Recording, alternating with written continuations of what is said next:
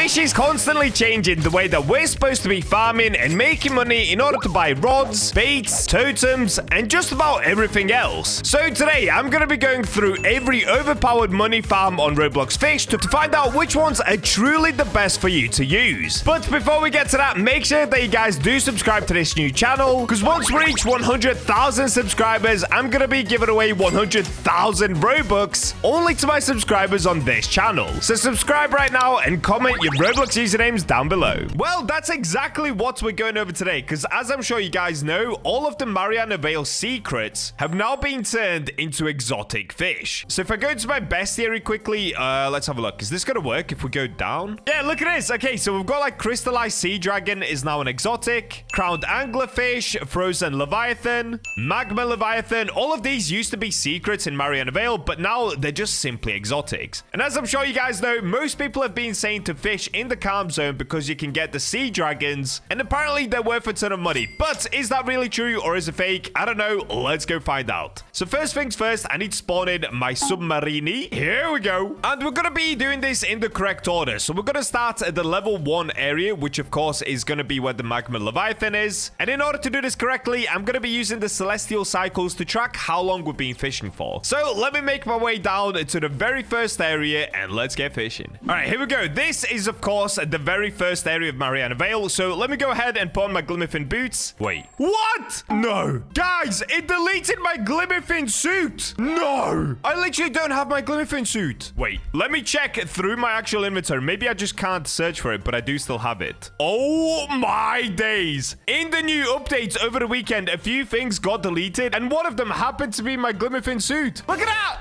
I literally don't have it. Nah, fish devs, you have done me dirty there. What? What am I supposed to do? Can I even record this video? Okay, I guess I do still have time before I die anyway, so we should be okay to continue recording the video even without the Glimmerfin suit. So how I'm gonna do this, guys, I'm gonna make my way over towards where the magma Leviathan is, and we're actually gonna do this over 2 celestial cycles. So normally I just do it during the day, but you guys tend to complain that if I just do it during the day, some fish that like the night might not be as common. So if I was to fish in the same location at nighttime, I would make more money. So today what I'm going to be doing is testing both. I'm going to fish in each location once during the day and once during the night. This is going to give us a fair idea of what to expect if we fish at night and day, and we can combine the two to give us an overall fishing score. I hope that makes sense. If it sounds like I'm just yapping and it doesn't make any sense, don't worry, you'll figure it out in just a second. All right, so what I'm going to do now, guys, I'm going to use the sundial totem. As you can see, it's currently nighttime. I'm gonna pop this. The second... Oh, wait, actually, let me go ahead and sell inventory. Make sure I don't have anything. I shouldn't have anything. Okay, it's fine. I don't have anything to sell. The second it turns day down here, I'm going to start fishing. Okay, here we go. It's daytime. And let's find out how much money we can make. So, what I'm gonna be using is the ethereal prism rod. And on this rod, I've got the blessed song enchant. So, if you guys didn't know, that is the ultimate combo for making money on fish at the time of recording this video. You want to be using ethereal prism rod, and if you get your hands on a Moby, you can get the blessed song enchant. Oh, I'm dying. I'm dying. I'm dying and I can't move. I'm dying and I can't move. I'm dying and I can't move. That looks kind of cool. I'm just on fire fishing. All right, let me stand up here instead. So I should be able to fish here for a full day, and then I don't think I'm gonna die. So even though I don't have the Glimmerfin suit, I should be okay. All right, I'm gonna get fishing now, guys. I'm gonna stop yapping. Let's do a quick compilation of me pulling these fish out, and once it turns nighttime, we can go ahead and sell and see how much money we made at the level 1 area.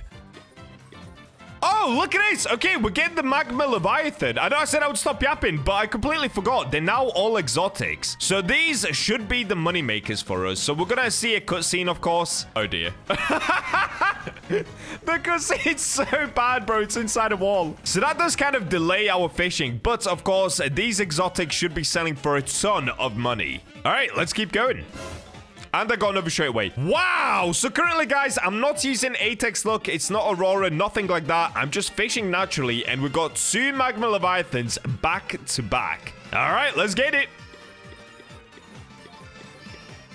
All right, here we go. It's officially turned nighttime just now. And guys, let me say this. We have been cooking with the magma leviathans. All right, ignore the fact that my whole screen is on fire. We're chilling. So if we quickly take a look, if I reset my inventory, look at this, dude. In the end, we ended up catching quite a lot of fish because, of course, I've got the Blessed Song enchant, which just makes it really easy to catch a lot of fish. But on top of that, if I search for magma leviathan, yo, look how many we got. 1, 2, 3, 4, 5, 6, 7, 8, 9, 10, 11 magma leviathans, and one of them's electric as well. That is, whoa, that's sick. Whoa, that is so sick. But for the experiment, of course, I have to go ahead and sell it. So let me go ahead and sell inventory, and let's see how much we make. Okay, 1.26 million in one single night. What? 1.26 million? Not in a night, sorry, in a single day. That is so crazy. All right, let me write that down, and then we're going to test this for the nighttime as well, just to see whether it's actually easier to fish here at night or daytime.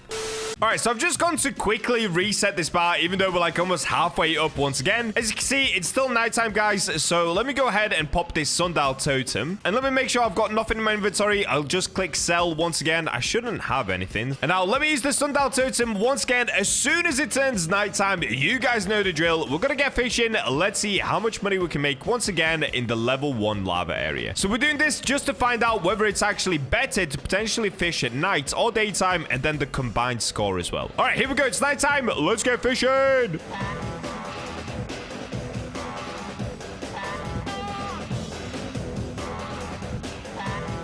Oh, there we go. Okay, that will be the last catch because it has just turned daytime. So same thing again. Let's go into the inventory and let's have a look. So we did catch a lot of fish, but look at this, guys. If I type in magma leviathan, this time I only got 2 of them because I assumed that they only spawn in during the day, or they prefer the day. So if I have a look, this is volcanic vents, and if we take a look here, okay, time, day, day. So clearly a lot of these fish do prefer the daytime, or at least the ones that sell for more, like the blister black plenty and the magma leviathans. So during the nighttime, we definitely didn't make as much money, but let's find out how much money we did make. Okay, there it is, 498,000 cash. So in total, during the day and the night, if we combine the 2 of them, we ended up making a total of around 1,761,000 cash. So that's gonna be our first total of Mariana Vale. 1.7 million just for one night and day is crazy, bro. If you guys didn't know, one celestial cycle, so like one daytime, one nighttime, it lasts 12.5 minutes. So in just 25 minutes of fishing at the volcanic vents, you can make 1.7 million cash. That is crazy. But the question is it the best area, or are they just going to keep getting better as we go down Mariana Vale? Well, in order to find out, we've got to go to the next spot. So let me quickly make my way out of here. And let's go to area number 2.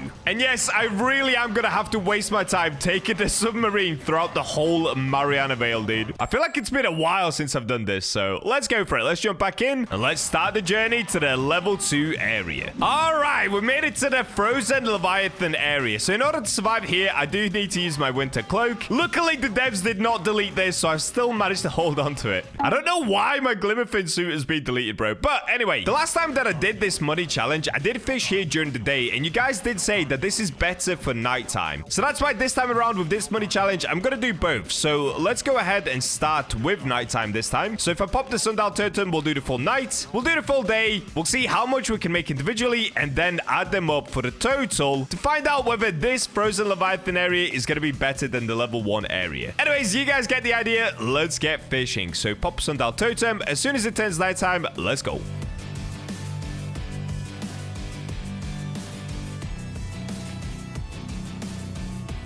Oh, and here we go. Dude, we're finally getting the frozen Leviathan. I'm not even joking, guys. I've been here for about 5 minutes already, so we're about halfway through the night. And this is my first frozen Leviathan, so I'm not sure if the nighttime does really help with this. Anyway, either way, all that I can do is keep fishing, and let's find out how much money we make at the end. All right, there we go. First, a frozen Leviathan. Let's keep it going. Let's keep it going.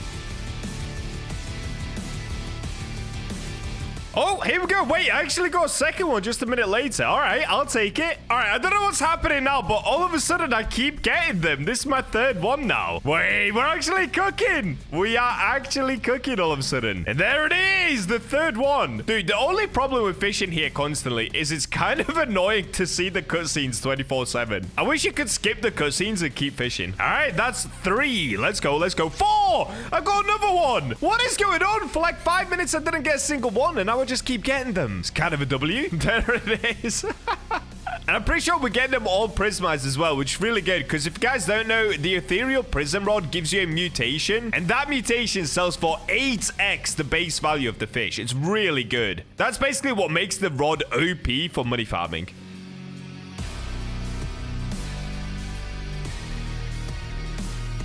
Oh, and there we go. It's 10 daytime. Oh, dude, we've got a shiny surge. W. So if we take a look at the backpack this time, as you can see, once again, I did catch a lot of fish, bro. Even more fish, I think, than last time. And if we look at the frozen Leviathans, I got 1, 2, 3, 4, 5 frozen Leviathans, which is decent, I guess. I really thought it was going to be more than that, though. Anyways, let's sell the inventory and find out how much we made in just one night. Oh! Is that it? 504,000 cash? Wait, but you guys kept telling me to come here and fish at nighttime. Bro, that did not seem worth it at all. Well, what I need to do now is reset the shiny surge, because if you get a shiny fish, they do sell for more. So I want it to be not a shiny surge, no mutation surge, nothing like that. So I'm going to make it nighttime again and make it daytime again, and then we'll get fishing and find out how much money we can make during the day. All right, here we go. We're waiting on the daytime. As soon as it turns day, you guys already know, I'm just going to fish for the full 12.5 minutes, and let's see how rich we can get. And done. That was the last catch. It's now turned to nighttime. Let's have a look. How much money did we make? Oh, by the way, guys, I don't think I got one. Oh, okay. I got one. I literally got one frozen Leviathan that whole daytime. All right, I'm not expected to make a lot of money, if at all any money here, but let's find out how much we did make. Yeah, that's it. 98,000 cash? Is that it? Listen, I've said it before and I'll say it again. The level 2 area of Mariana Vale sucks. Do not come here. Like I said, the last time that I did this money challenge video, you guys kept telling me that this area is sick as long as you come at nighttime. No, it isn't. It sucks. And in the end, we only ended up making 602,000 cash in 25 minutes. So that's 1.1 million less than the level 1 area. Yeah, level 2 is not worth it, but will level 3 be worth it? That's, of course, where you can get the crowned anglerfish, and in order to get there, it's going to be quite a journey. So let me get back to my submarine, and let's go to the level 3 Mariana Vale area. And here we go. Area number 3. So I'm sure all of you guys have caught this thing by now. I mean, I really hope that you have at this point. This is where you can get the crowned anglerfish. So let me just double check. I've got nothing hiding in my inventory. Let's try to sell. Okay, cool. We don't have anything. So since it's nighttime right now, let me actually pop a sundial totem. The second it turns day, we'll get fishing, and hopefully we can manage to catch a ton of the crowned anglerfish. Okay, there we go. It's daytime. Let's go. Wait, the first thing we're catching is a shiny, bro. No way. Oh, no, it's sparkling prism. Wait, what? Why is it frozen?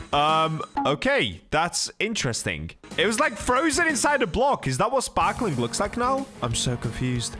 Oh, yo, the ghost devil looks epic as Prismize. Look at it. I honestly think this is one of the coolest looking fish in Fish, and we got it in Prismize, which makes it look like all this glossy color. That is so sick. All right, but the real question is, guys, how long will it take in order to get the crowned anglerfish? Because, of course, it's gone from a secret to an exotic. So I'm going to stop the yap, and let's find out if we can manage to catch it. Oh, bro, we got a big Prismize, whatever that thing is called. Sea devil, giant sea devil, something like that. That is so sick. Surely that's gonna sell for a lot of money.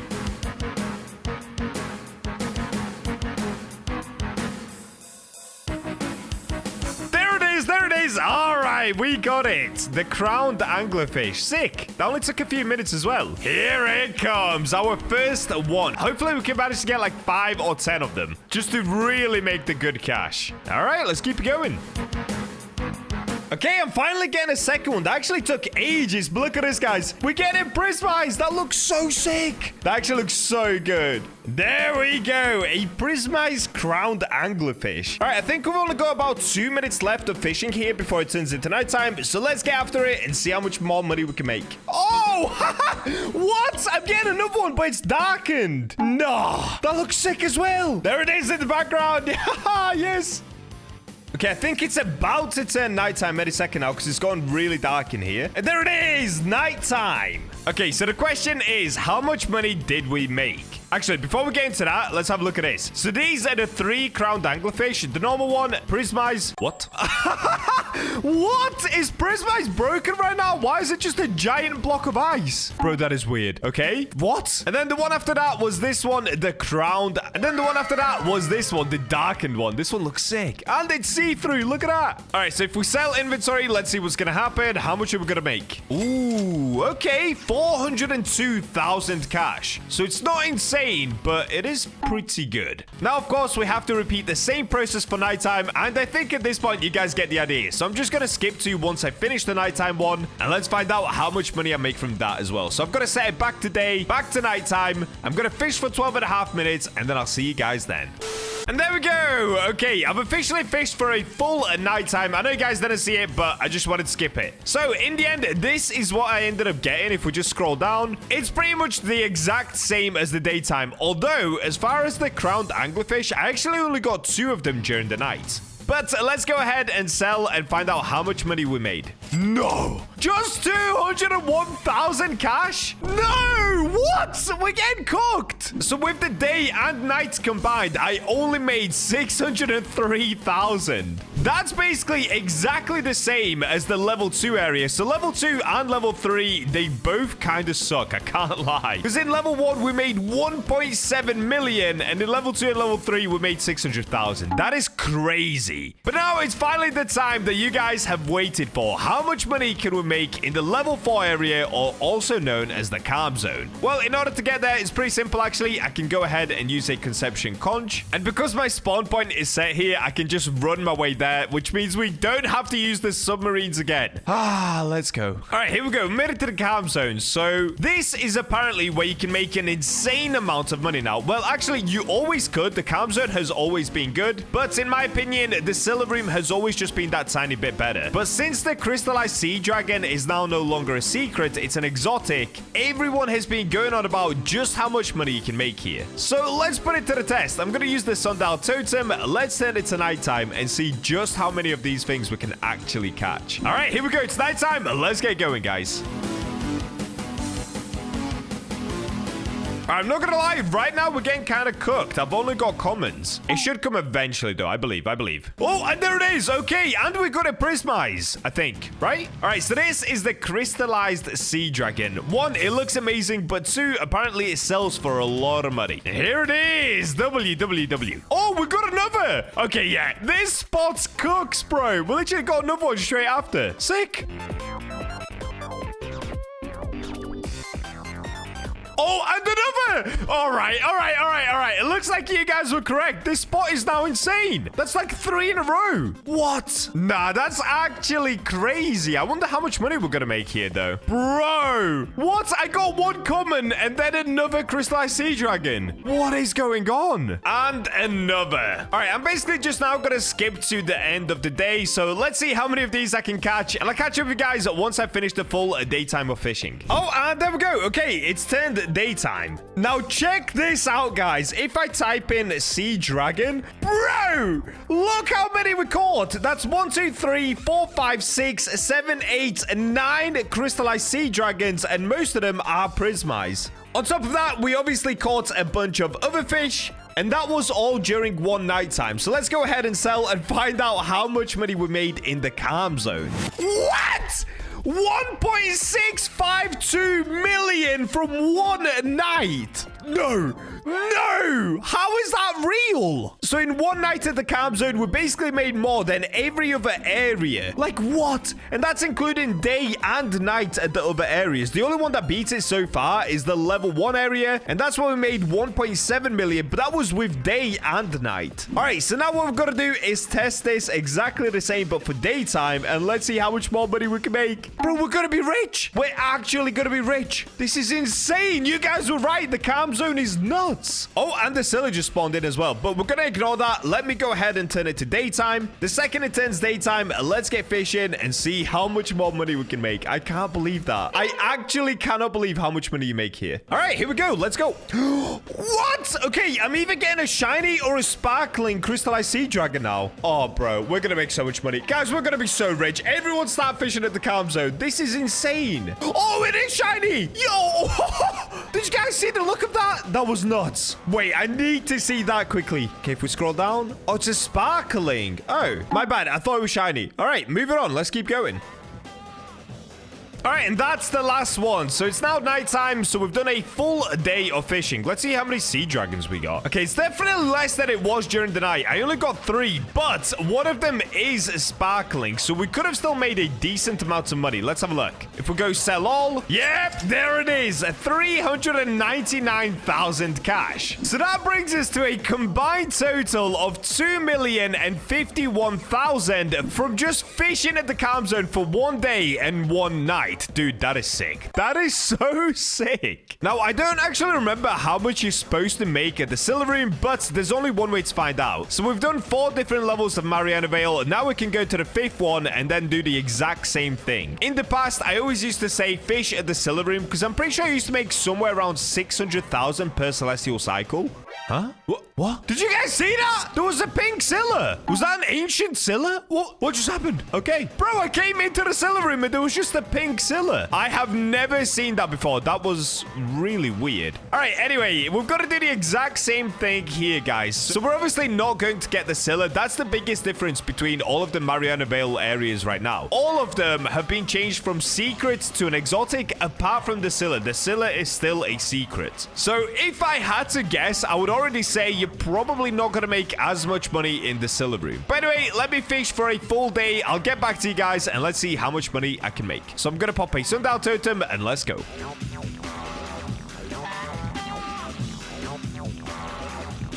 Okay, I think this is going to be the last one because it's starting to get dark. So I think it's about to turn nighttime. Let's see. Okay, we've got one more. It's still not nighttime. Let's keep going. All right, there it is, guys. It's officially night. So the score to beat is probably, we probably need like over 1 million per day and night. I don't think that's going to happen. Let's be real. Okay, there we go. 484,000 from one single daytime. Now, in the past, honestly, that would have been really good. But the fact that we made 1.6 million at the calm zone is insane. Well, anyway, for one very last time, let me go ahead and use a sundial totem, reset it back to nighttime, and let's get fishing for the very last time to find out whether the Scylla room can somehow manage to catch up to the calm zone. Probably not, though. All right, here we go. It's about to turn nighttime. As soon as it does, we'll get fishing.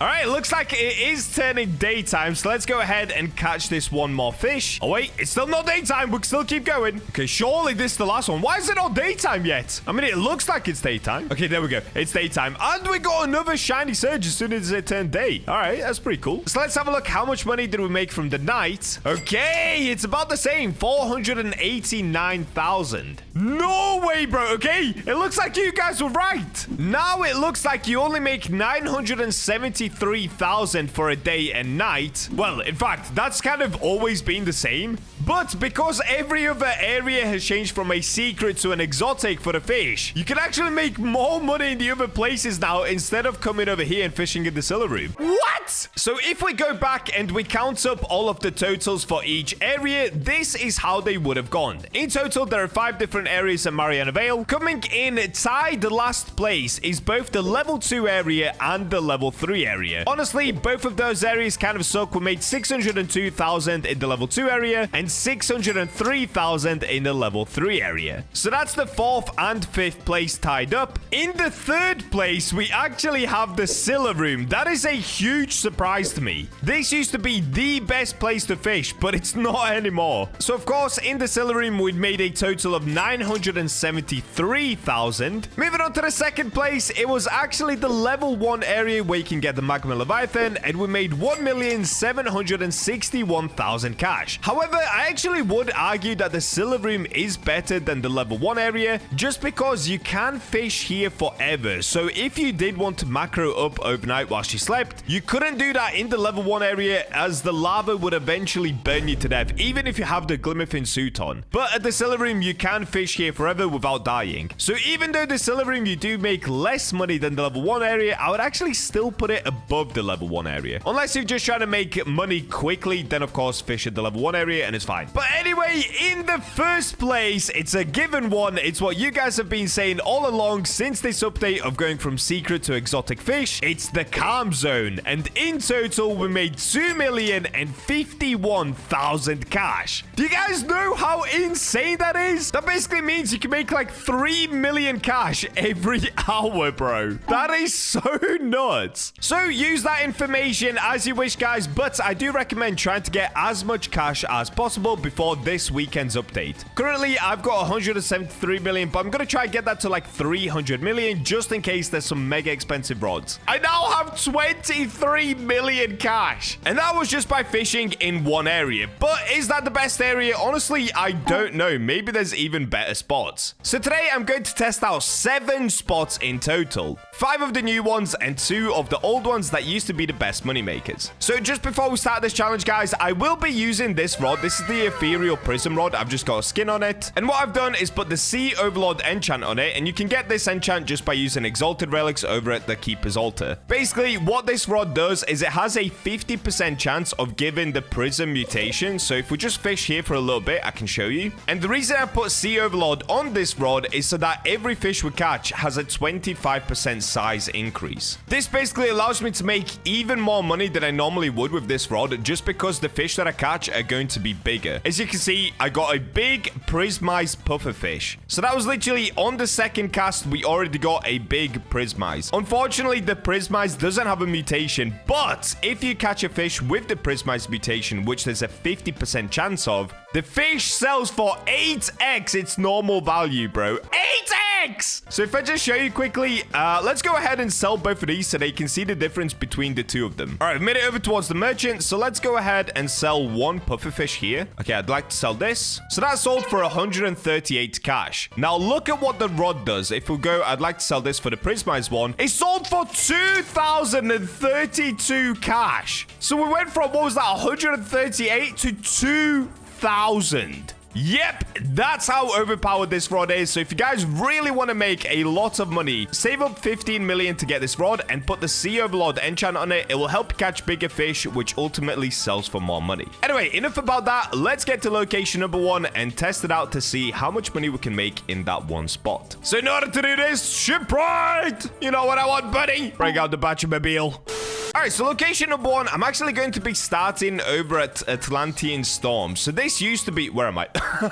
This used to be the best location to fish, but I've heard some people say that since the release of Mariana Vale, they've nerfed this area a lot. Okay, let me just test it out quickly. By the way, I'm not going to be using 8x luck or anything like that. I'm going to be testing it out all naturally. Okay, so straight away, we've got Big Tempest Ray. Oh, I think they have nerfed this area, bro, because you used to be able to get mythicals and legendaries really easily. Right now, I'm just getting commons.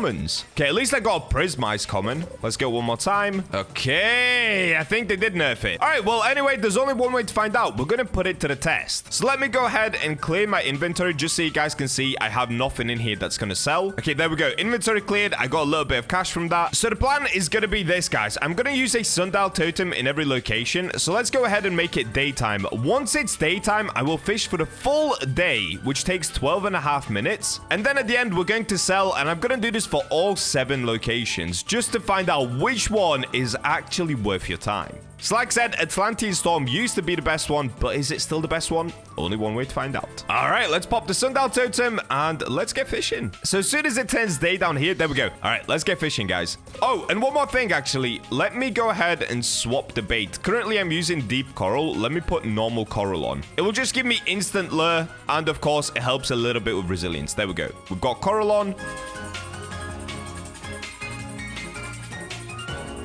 All right, here we go. Oh, wait, okay. I'm gonna let this one go because it's officially just turned nighttime. Okay, let me let this one go. All right, there we go, guys. That is officially nighttime, as you can now see down here. So, how much money did we now make from Atlantean Storm? Now, keep in mind that this could still be a lot of money just because of how good this rod is. So, in the past, Atlantean Storm used to make you somewhere around 250,000 a night. Let's have a look now. It could be even more than that just with this rod, but let's see. So, I've clicked sell inventory. Oh, okay, it's definitely less. 171,000. Okay, dude, that is way less because we're now using a better rod as well, like a way better rod. And we still made a lot less money. So Atlantean Storm, I'm not gonna lie, guys, this place is now doo-doo. Do not fish here. I literally got like 2 mythicals, maybe even just 1 mythical the whole time I was here. All right, so moving on to location number 2, we've actually got to go back towards the Grand Reef over here because we're going to be going down to the Kraken Pool. So if you guys didn't know, the Kraken Pool actually used to be pretty nuts for money as well, but has it been nerfed? Well, we're gonna find out. So of course, we've got to use the Heart of Zeus, and let's make our way down. Let's go! Dude, I'm actually excited to do the Kraken Pool. I've never tested it before for money, but you guys keep telling me all the time that it used to be really good. Is it still really good? Let's see, let's see. Okay, let's go through here, and here we go. We're at the Kraken Pool. And by the way, stop commenting that I'm cheating, okay? I'm literally just stood on a rock. I'm not stood on the water. Look, if I show you guys, look at my little flippers, dude.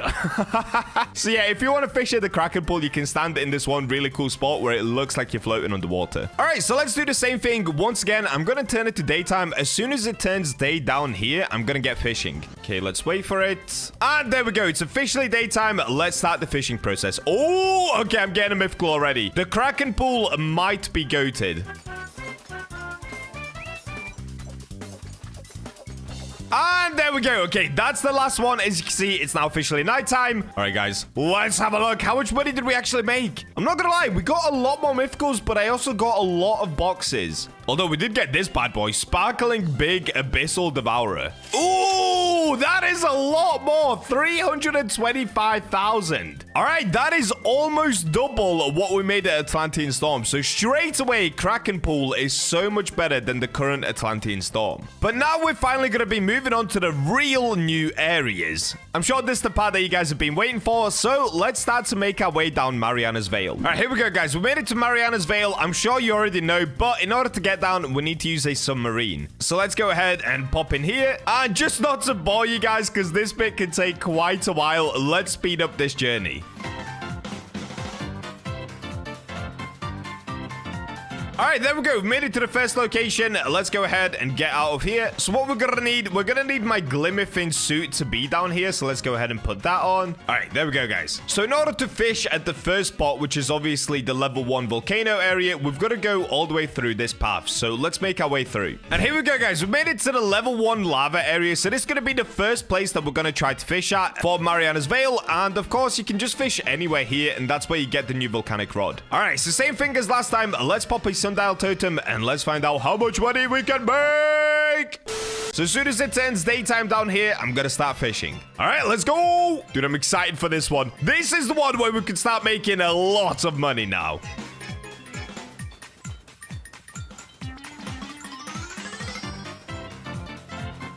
And there we go. We've done it. It's once again nighttime, guys. All right, this time, honestly, I'm really hopeful. I think we could have made a lot of money. So let's go sell inventory. Let's see what we've made here. Come on, bro. Come on. Please make it like 400k plus. What?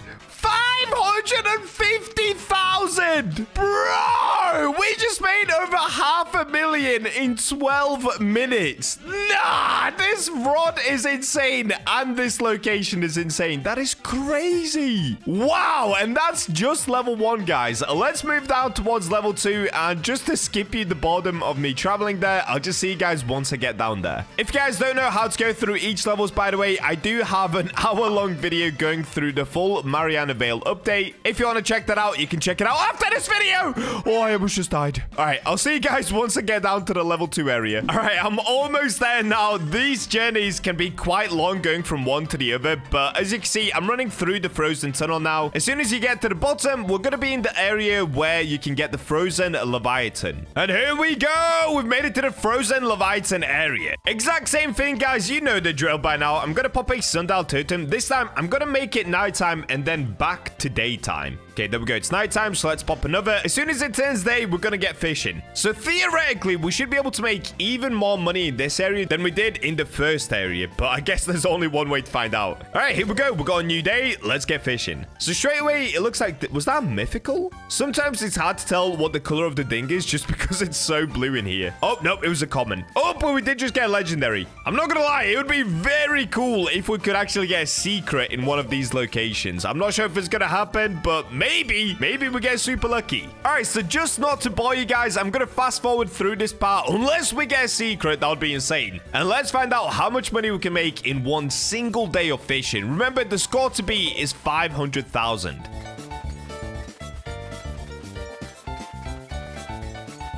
And there we go. We've done it once again, guys. The grind is over. So as you can see, we've turned it into nighttime. I know it's a little bit hard to tell when it's nighttime or not, but that's why we're looking at the icons down here. All right, so let's have a look. Hopefully, we made over 600,000 this time. Keep in mind, we're currently on level 2. So I'm hoping that it keeps progressing and we keep making more money at each level. All right, come on. Wait, what? I made 56,000? What? No. How did I just... No, is that real? Did I just make... What? I'm so confused. Oh my god, I did. I only made 56,000. Okay, guys, don't fish here. Do not fish here. What? That is so... No, I honestly cannot believe that. 56k after 12 and a half minutes? Bro, we even have the best rod in the game. With a normal rod, we would have made like, I don't know, 10k? That is so crazy. Definitely do not fish at the level 2 frozen area. That is insane, bro. I really hope I didn't do something wrong there. So 56k it is. That is so crazy. Well, anyway, our next stop is actually going to be level 3. And currently my innkeeper is set there. So I can just use a conception conch instead of the submarine. And there we go. Okay, we've made it down to the level 3, which is the Abyssal Zenith area. This is where you can buy the Zenith rod. It costs 10 million for the rod. But we're not here for the rod. We're here to fish in the pool. So let's do the exact same thing as always. I'm going to pop a sundial totem. Let's get fishing and let's find out how much money we can make. And this time, I'm just going to skip the whole process just to save you guys some time. All right, there we go. We basically skipped through that whole part. It's officially nighttime once again, guys. So let's have a look at how much money I made in one day. I'm not gonna lie, in this location, I'm expecting it to be like 500k again. No, 304,000? Bro, how did I make 500k at the level 1 lava area? That is so crazy. I'm not gonna lie, 304,000 is decent, but come on. I made 500k at level 1. All right, well, to get to the next level, because I don't have my spawn point set there, we've got to go traveling through the submarine once again. Now, this part can actually take quite a while. Wait, hello? Spawn in my submarine, please. This part can take quite a while, guys, so let's see how quickly I can do it. Editor, get a timer on the screen up here. I believe my fastest time going from level 3 to level 4 is somewhere around 10 or 11 minutes. I'll be honest with you guys, I feel like I've got this route nailed. All right, so let's get traveling. Let's get the timer going and see how long this takes.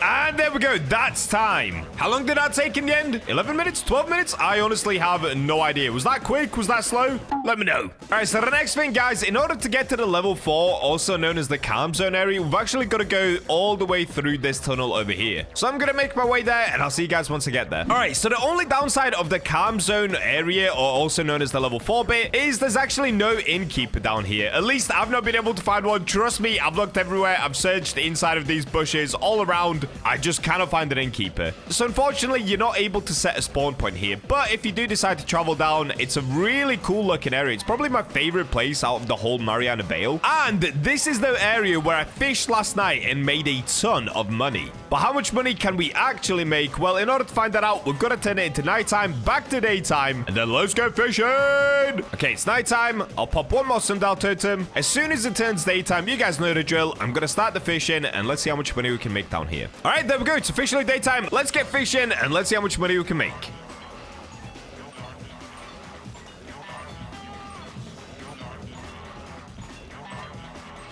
All right, I think it's about to turn nighttime. It is getting darker in here. It's still daytime for now, so let's go ahead and catch a couple more and then it should be done. Okay, there we go. It's turned to nighttime, as you can see, and Night of the Illuminous started. I really hope this place at least makes more money, because there's not even an innkeeper here. So surely, because it's kind of tricky to get here, it makes more money? That's my thinking anyway. Let's have a look. Oh, wait, what? Okay, I made 420,000, which is really good. But bro, the level 1 area is still the best so far. Did I mess up in the level 1 area? Did I do something wrong? Okay, well, anyway, 420,000 is insane, bro. 420,000 in 12 minutes is crazy. So there's actually only one more area left to explore, and that's going to be obviously where the Scylla lies. So if you guys have not made it to the Scylla yet, you honestly should, because, I mean, well, it's really epic to catch. But more importantly, it could be the best money-making area. I guess we're about to find out. All right, let me go ahead and make it past this little puzzle. This one's really easy, by the way. Just push all of the pieces until they turn green. And let's drop down to the boss fight area. So if you guys have not completed the Scylla boss fight yet, you need to do that first. Once you've done that, it will disappear, and then you're able to fish in this area. And every now and then, a Scylla will spawn in, just like a Megalodon and the Kraken. Now, in order to make this fair like the other areas, I'm actually going to go over there, because fishing from this high point will actually make it a lot slower to fish. Let me go down to this bit right here. Okay, from here, it should be really quick to fish. Let me just test it quickly. Okay, that doesn't work. All right, from here, it should be quick to fish. Yeah, that works. That works. Okay, let me let this one go just to make sure I don't get the money from it. I can't let it go. Okay, there we go. That was almost impossible just to let it go. All right, so next up, guys, you already know what I'm going to do. Sundial totem time. As soon as it turns day, let's get fishing for the very last time and see how much money we can make. All right, there we go. It's daytime. Let's get fishing, guys. Now, the interesting thing is I actually haven't caught any secrets in any of the areas yet. And I think my game's broken. Okay, there we go. Like I said... Oh, no. Why is my game broken? Oh, no! The game just updated! No! There's no way! Now I have to travel all the way back. Oh, why, fish? To be honest, I hope they updated and put an innkeeper in the level 4 calm zone area. Because I cannot be bothered traveling down every time, dude. It takes like 10-15 minutes to go from level 3 all the way to level 5. All right, so I'm back at the Abyssal Zenith area. Oh, wait. I'm in a public server, dude. Let me get out of here. It looks like I've been spotted. All right, I'm going to make it back to the level 4 area, guys. I'll just see you when I get there. Oh, no way. Okay, so the game did update to give us an innkeeper. Look at this, guys. I'm going back towards the calm zone area, and as I'm traveling back, there's an innkeeper. Yeah! All right, let me go ahead and set my spawn point here, because I am so tired of making that journey back and forth. So that's pro tip for you guys. If you're also trying to make your way down here, just say spawn point to that innkeeper. I really hope they didn't change the fish. No, they wouldn't have done that. It's fine. The money situation should still be the exact same. So let me make my way down to the level 5 area, and then we'll do the final test. And there we go. After 10 years of traveling, I'm finally back to where I started. So let's make it daytime. Let's get fishing, guys. All right, there we go. It's daytime. Let's get it. So straight away, I did get a legendary. Now, this spot could actually be the best because you do get a lot of legendaries and mythicals here. Obviously, I've fished here quite a lot already, just trying to get the Scyllas. And honestly, guys, it's constant mythicals and legendaries. But they do take a while to fish out. So is it going to be worth it? Only one way to find out. Oh, and there we go. Okay, I'm going to skip this one. It's officially nighttime. So let's let this one go. All right, there we go, guys. It's literally just turned nighttime. So let's find out. Is it actually ever worth coming all the way down to the level 5 Scylla area? Okay, sell inventory. Let's find out how much money we made from this one. Yo, what? 629,000. Okay, we've got a winner, dude. What? 629,000 in just 12.5 minutes. That's bonkers. That is actually so insane, bro. All right, so clearly there's a winner. But before I end the video, I want to first go back to the level 1 area just to really see if it's actually 500,000 in one night. Because I'm really confused why the level 1 area would make that much money. Okay, I've made it back to the level 1 area, which is obviously the lava area. Now, let me just double check. Let me click sell inventory just to make sure there's nothing in here that's going to be sold. Okay, that's fine. There's literally nothing to sell. So as you guys can see, everything is already favorited or it just cannot be sold. So let me turn it to daytime. And for one last time, let me try this once again. So the score to beat is like 550,000, I believe it was. So let's see how much money I'm gonna make. If I make that much again, that is so broken, dude. Oh, okay, wait, I just got a giant. I actually just got a giant. Oh, dude, that thing could sell for a lot of money. What I'm gonna do, actually, let me favorite the giant. I'm gonna sell everything else and then sell the giant separately, because that could be worth a lot.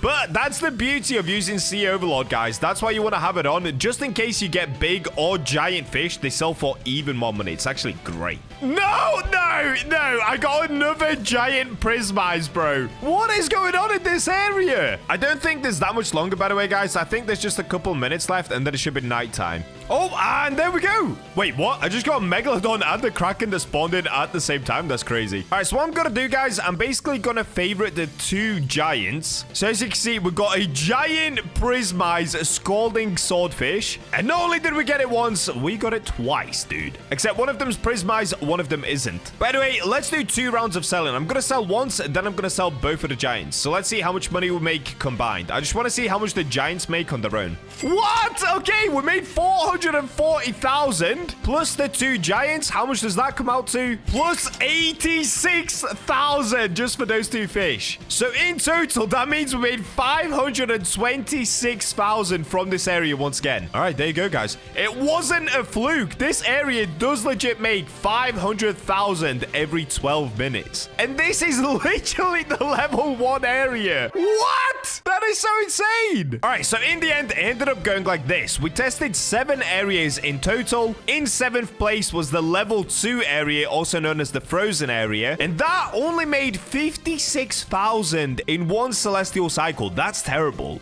In 6th place was Atlantean Storm. That made 171,000. In 5th place, we actually had the level 3 area. That's the bit where you buy the Zenith rod. And that made 304,000. In 4th place, we've got the Kraken pool. Still making a pretty good 325,000. In 3rd place, we've got the level 4 area, also known as the Calm Zone. That made 420,000. In 2nd place, and I genuinely cannot believe I'm saying this, it's the level 1 area of the Mariana Vale. That made us above $500,000 in one celestial cycle, bro. Whoa! Wait. But before I show you all my new money-making secrets on Fish, I'm also doing a Robux giveaway for you guys. And that giveaway pot is all the way up to 194,000 Robux. And we're not done yet. There's still 9 days left, and for every 1 new subscriber, I'll keep adding 2 Robux to the giveaway pot. So make sure you guys subscribe and leave your Robux usernames to enter the giveaway. And we're in. And today, guys, we are going to test out something truly epic. As I'm sure you all know, there are 2 super important things on Fish. One of them is, of course, getting your level up, because the higher level you go, the better rods you can get. So, for example, I'm level 750, and this is the Rod of Forgotten Fang, which you can only craft once you reach max level. But, of course, the other super important thing, in fact, probably even more important, is your money. And as you guys can see, currently I'm on 16 million cash, but today we are going to figure out a way to get that even higher. So I have done videos like this in the past, although recently there have been some new updates to Fish, such as like the Atlantean Storm update, and we've also had brand new relics introduced into the game. So speaking of the relics, that's where we're going to start, and the rod that we're going to be using is, of course, this rod right here, the Heavens Rod. So for those of you guys that don't have the Heavens Rod yet, the lure speed is 30%, luck is 225%, control 0.2, resilience 30%, and then infinite max kilogram. But the awesome thing about Heavens Rod is it gives you the chance of getting a heavenly mutation on a fish. And that mutation is actually the 2nd highest selling mutation in Fish. The highest selling mutation is the Aurora mutation, but with the Heavens Rod, you can honestly just get heavenlies that easy that it makes it the best money-making rod in the game. So I have done a video like this before where we tested the Heavens Rod, but today it's going to be different because we're actually going to put a brand new special enchant on it as well. So anyway, enough yapping. Now that you get what we're about to do, let's head on over to Statue of Sovereignty and let's get enchanting our Heavens Rod. All right, here we go. Let's go ahead and meet this scammer right here. The bearded scammer. Look at that look. He knows what he's doing. Yes, Cole, you can have my money once again, dude. You've taken about 4 million from me at this point. It's not fair. All right, well, we've made it down to the Keeper's Altar. So what we're going to have to use now is not the normal enchant relics. You're actually going to need the exalted enchant relics for what we're about to do today. So let's have a look. How many do I have? Okay, cool. So I have fished out 20 of these. That's fine. I've just been fishing it for a long time now, trying to use the new exalted rod in order to get these, and it's been kind of working, I'll be honest. So the enchant we're going to be looking for, guys, is the subspace enchant. And that gives us a 25% chance of getting the subspace mutation, which also sells for 5x of the fish price. So it's basically like having a double heavens mutation. This is going to be a nuts video, dude. Okay, we've got Sea Overlord on the first one, which makes fish 25% bigger. You know, that would actually not be a bad one for making money as well, but it's not what we're after today. Okay, next. Ooh, we got Invincible. We already had Invincible on this rod. No. If you guys remember, I actually used Invincible to catch one of the first heavenly spectral serpents in the world. This thing is sick. But anyway, that's not what we're after. So let's keep enchanting and hope we get lucky in the third go. Yes, okay, Quantum. Caught fish have a 25% chance to be subspace. That's what I was looking for. It's called Quantum, not subspace. The mutation is subspace, not the actual enchant name. Anyway, so as you can see, we've got Quantum down here now, and it's been equipped on the Heavens Rod. So now, guys, you should understand the premise of the video. We basically have the ability to get the heavenly mutation with the Heavens Rod and also have a 25% chance of getting the subspace mutation, which now makes this the ultimate money grinding rod. I'm honestly so excited to test this out. So let's get back outside and go to our very first destination. All right, we made it back outside, and where I'm going to go first is actually back towards the Grand Reef.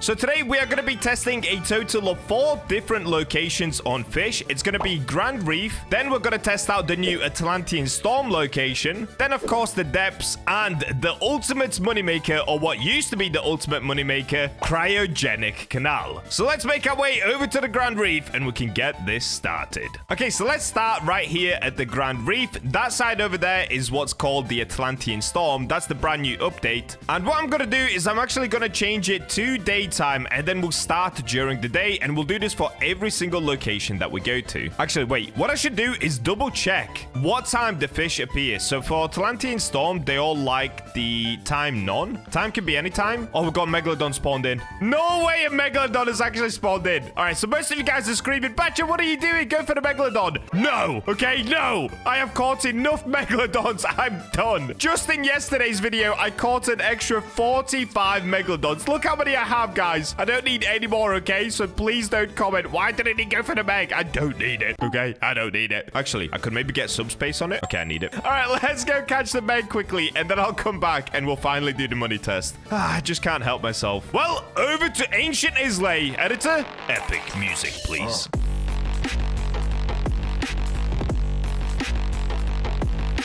Oh, and here we go. Here's the Meggy. Yes, guys, I will catch it for you. Let's get it quickly. So what I'm going to do is put Atex Look on, because I was going to put it on for the money challenge anyway. Okay, there we go. Atex Look active. Let's get this Meg. Oh, there we go. Okay, Megalodon. Let's get it. And there it is. Oh, nice. It's an ancient. If we got it subspace, that'd be perfect. All right, guys, let's have a look. Did it work? Yes or no? Scroll down. Oh! No! There's no way! What? Where was my luck yesterday like this for catching the Megalodons? On the very first one that I tried to go for in subspace, we actually get it with the subspace mutation. That was actually insane. Maybe my Bacha luck is finally kicking in with the Megalodons as well. Subscribe to get the Bacha luck. Anyway, guys, let's take this Megalodon back to the Grand Reef and we can start the money-making challenge. And there we go. Okay, now that we're back, we still have the Atex Look on. The only thing that I'm going to change for this one challenge is I'm actually going to be using Rapid Catchers as well. So this gives us a lure speed of 35 increase. It just decreases the resilience, but we don't need high resilience anyway. I'm a good enough fisherman. So just keep that in mind, guys. If you go to make money for yourself, I am currently using Atex Look and the Rapid Catcher, but overall it will stay the same. You'll just make a little bit less money if you're using the Quantum Enchant with the Heavens Rod. And just taking a look at the fish for the Grand Reef as well, if I click all of their times, it also says none. So we'll keep it as daytime. Once we get to the Cryogenic Canal, the Glacial Sturgeon likes it nighttime. So what we're going to do is keep it as daytime for 3 of them and then put it as nighttime for Cryogenic Canal. Anyways, let's get going. So what I'm going to do is now turn it into nighttime, turn it back into day, and as soon as the day starts, guys, I'll start fishing and we can find out just how much money we can make in one single celestial cycle. Oh, and 1 second, just before we do that as well. Oh, wait, by the way, I also got this subspace sea pickle on the first go as well. It's kind of crazy. What I'm going to do is sell my whole inventory here just to make sure that when I go sell, we don't have any spare change laying around. So if I sell everything right now, okay, there we go. We sold it 14,000 and now we can start fresh. So one more sundial totem. Let's go. The second it turns daytime down here, when it turns from night to day, we'll start fishing. All right, and there we go. It's turned to daytime, as you guys can see. So let's begin fishing. All right, and this is going to be the last catch as it has now officially turned nighttime. I don't even know whether I should count this one, but let's just get it anyway. And there we go. Okay, Grand Reef Guardian. So now if we go ahead and take a look at the backpack, guys, this is basically what you can expect from just 1 day of fishing here. As you can see, it's not like we caught an insane amount of fish, but look at this, dude. Subspace Grand Reef Guardian, then we get a normal parrotfish, then it goes heavenly, normal, heavenly, subspace, electric, heavenly, big, subspace, heavenly, electric, subspace, heavenly, electric. So that's what I mean, dudes. Like, with the Heaven's Rod, you basically have a 50% chance of getting a heavenly or a subspace mutation. I mean, it's not quite that high. It's probably somewhere around 35 or 45% chance, but still, that is so insane. Basically a 35 or 40% chance of getting a 5 times money-making mutation. That is so insane, dudes. All right, so let's now have a look. How much money does this actually make us? So if we go sell inventory, please be a lot. Whoa! 241,000? Wait. The last time I did this test, we made 86,000 over at the Grand Reef. 241,000? Bro, that's 200,000 within 10 minutes. Think about that. That is insane. What? Wow, okay, Grand Reef, kind of goated. So next up, what we're going to do is, get out the ocean. I'm getting my pants wet. Let's get onto the jet ski and just simply drive along to the next island across. So this is the Atlantean storm area. As you can see, it's just come up. And what we're going to do here is the exact same that we just did on that side. We're going to turn it into daytime, and then we'll just start fishing for the next 12 minutes, guys. All right, let's go ahead and turn it daytime, and exact same thing again. Okay, the sun is up, and there we go. Okay, it's daytime. Let's get fishing, guys. What did we just get? A big subspace cyclone mako? Or mako? I don't know how you say that fish, but that is insane. Wow, okay. This rod and this enchant is so good, guys. You need to try this for yourself. Honestly, I think we're about to be rich after this challenge. I really do.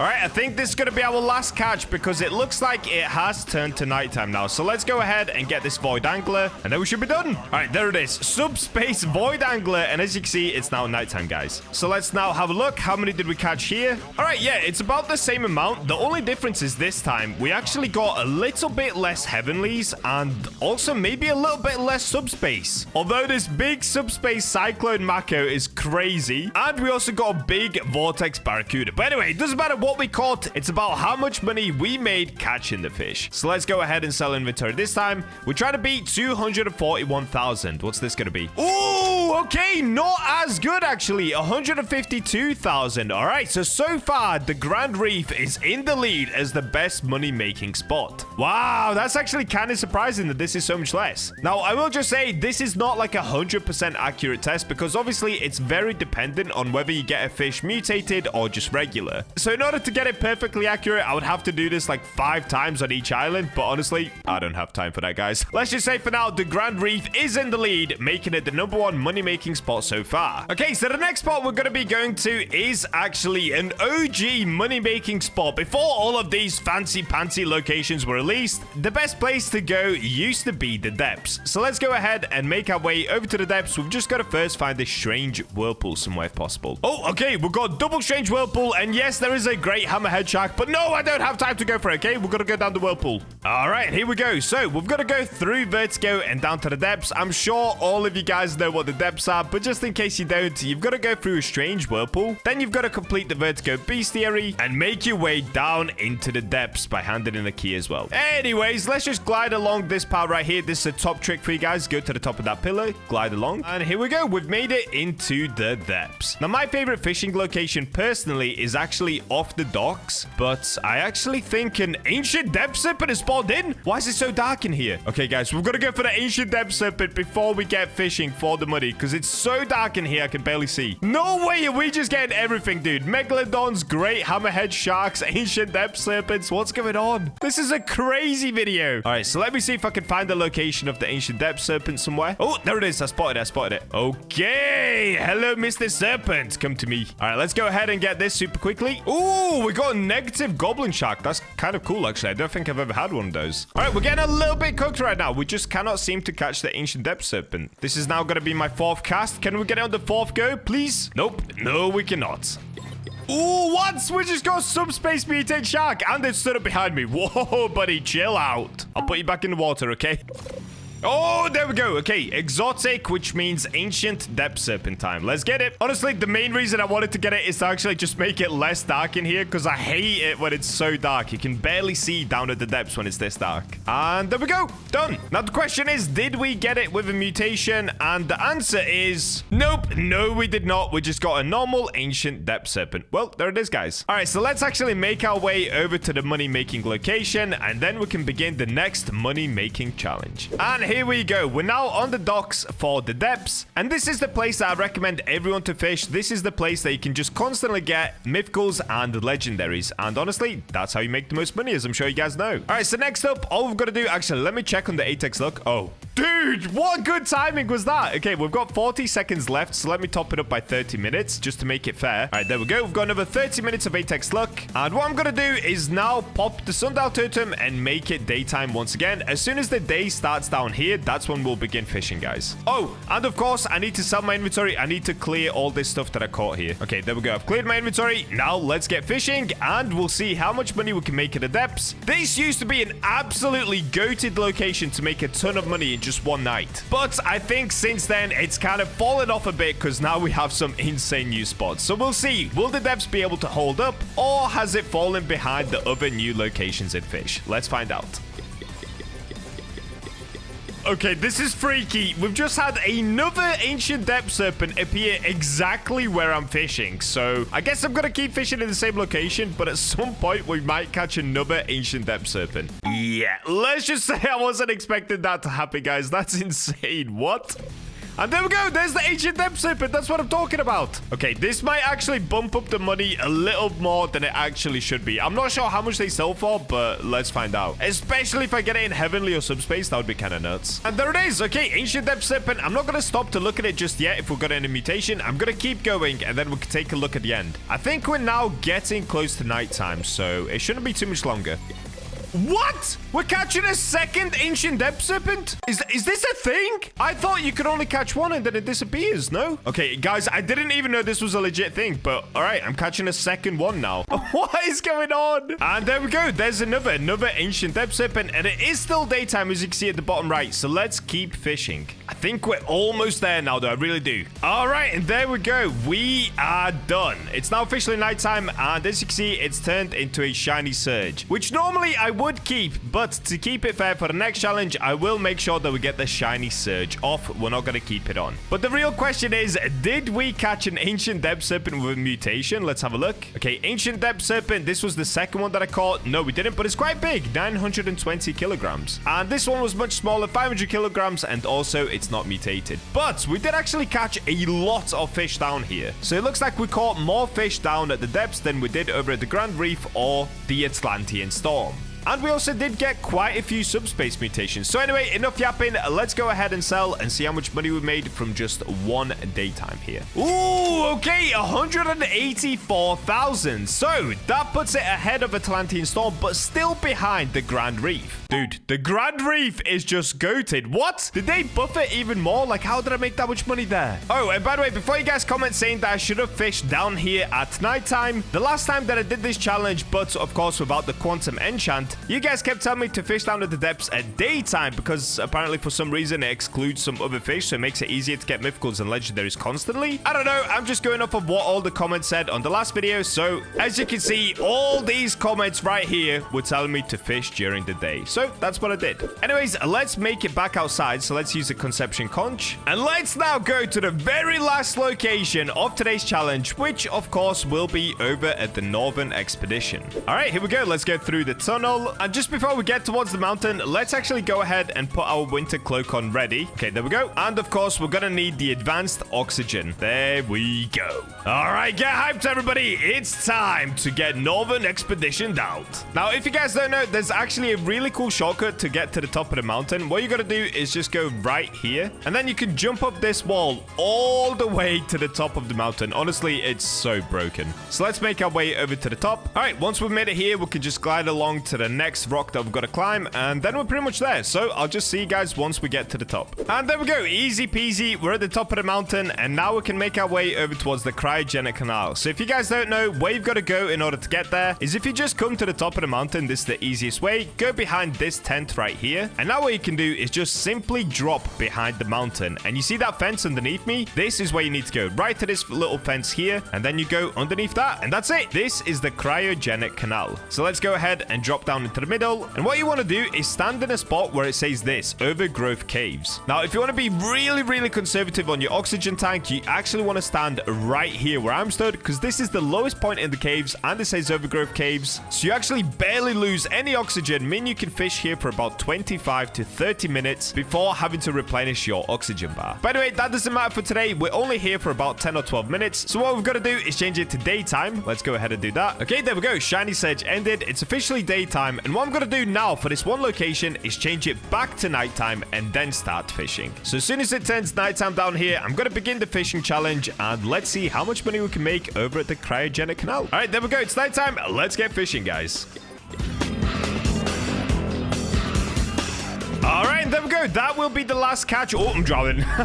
So it's officially daytime. Let's open up the backpack and let's see how much we got here. Ooh, this is going to be close, dude. All right, it looks like we didn't catch a crazy amount. And honestly, it doesn't look like we got a crazy amount of mutations either. We only got 2 heavenlies and then about 4 subspace. Anyway, let's go ahead and sell and see how much money we made in one night over at the cryogenic canal. No! What? 147,000? No! How did I not know this? Dude, they nerfed the cryogenic canal like crazy. This was by far the best new fishing spot to make money. And now it's the worst? Are you kidding me? What? When did this happen, bro? What? No way. All right, well, let me get out of this jacket and let me go back to the Grand Reef. So the scores in the end are like this. Cryogenic Canal coming in at 4th place now, which is just ridiculous, making 147,000 in one celestial cycle. In 2nd place, we've got the place opposite me, which is the Atlantean Storm Islands, and they made us 152,000 in one cycle. In 3rd place, we've got the Depths, making 184,000, and in the absolute number 1 spot, trumping them all, we've got this little beast right here, the Grand Reef, making a total of 241,000 cash in just one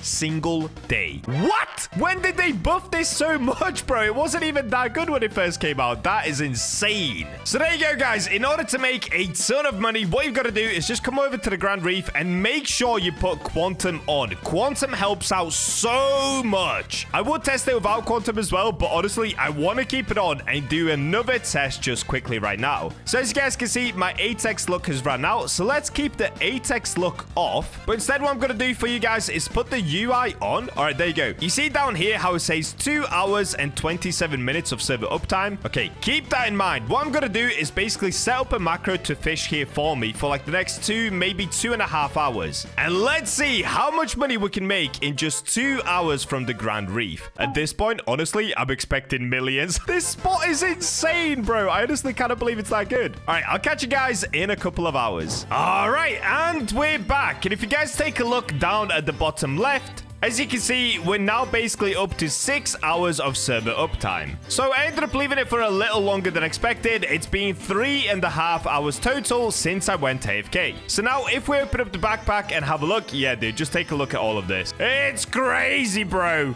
Now, I'll be honest with you guys, I'm not actually one for macroing that often on fish. I'm just doing this to show you that you can make a ton of money if you were to just fish for ages. Generally, most of the time, I'm just out here grinding, dude. I mean, you guys know. But anyway, let's have a look. How much money did we make from just 3.5 hours with Heaven's Rod and Quantum? So I've gone sell inventory. We should now see all of this disappear, hopefully. Okay, there we go. It's going. It is going. That's 1 million cash in just 3 hours. Well, there we go. We're 1 million richer than we were 3 hours ago. That is insane. Well, it's that time again. We've got new rods. I'm going to be unlocking every single one of them and testing them for you guys so that you don't have have to. But before we get to that, I'm gonna first have to defeat Cthulhu in order to unlock the second sea. Then I'm gonna have to make a bunch of cash and buy every single rod that we need. And guys, this is now your last chance to enter into the March Robux giveaway. And the giveaway pot is up to an incredible 218,000 Robux, bro. You could be one of the lucky winners. All that you have to do is subscribe and comment down below your Roblox usernames. And now let's go find out which rods we should be buying.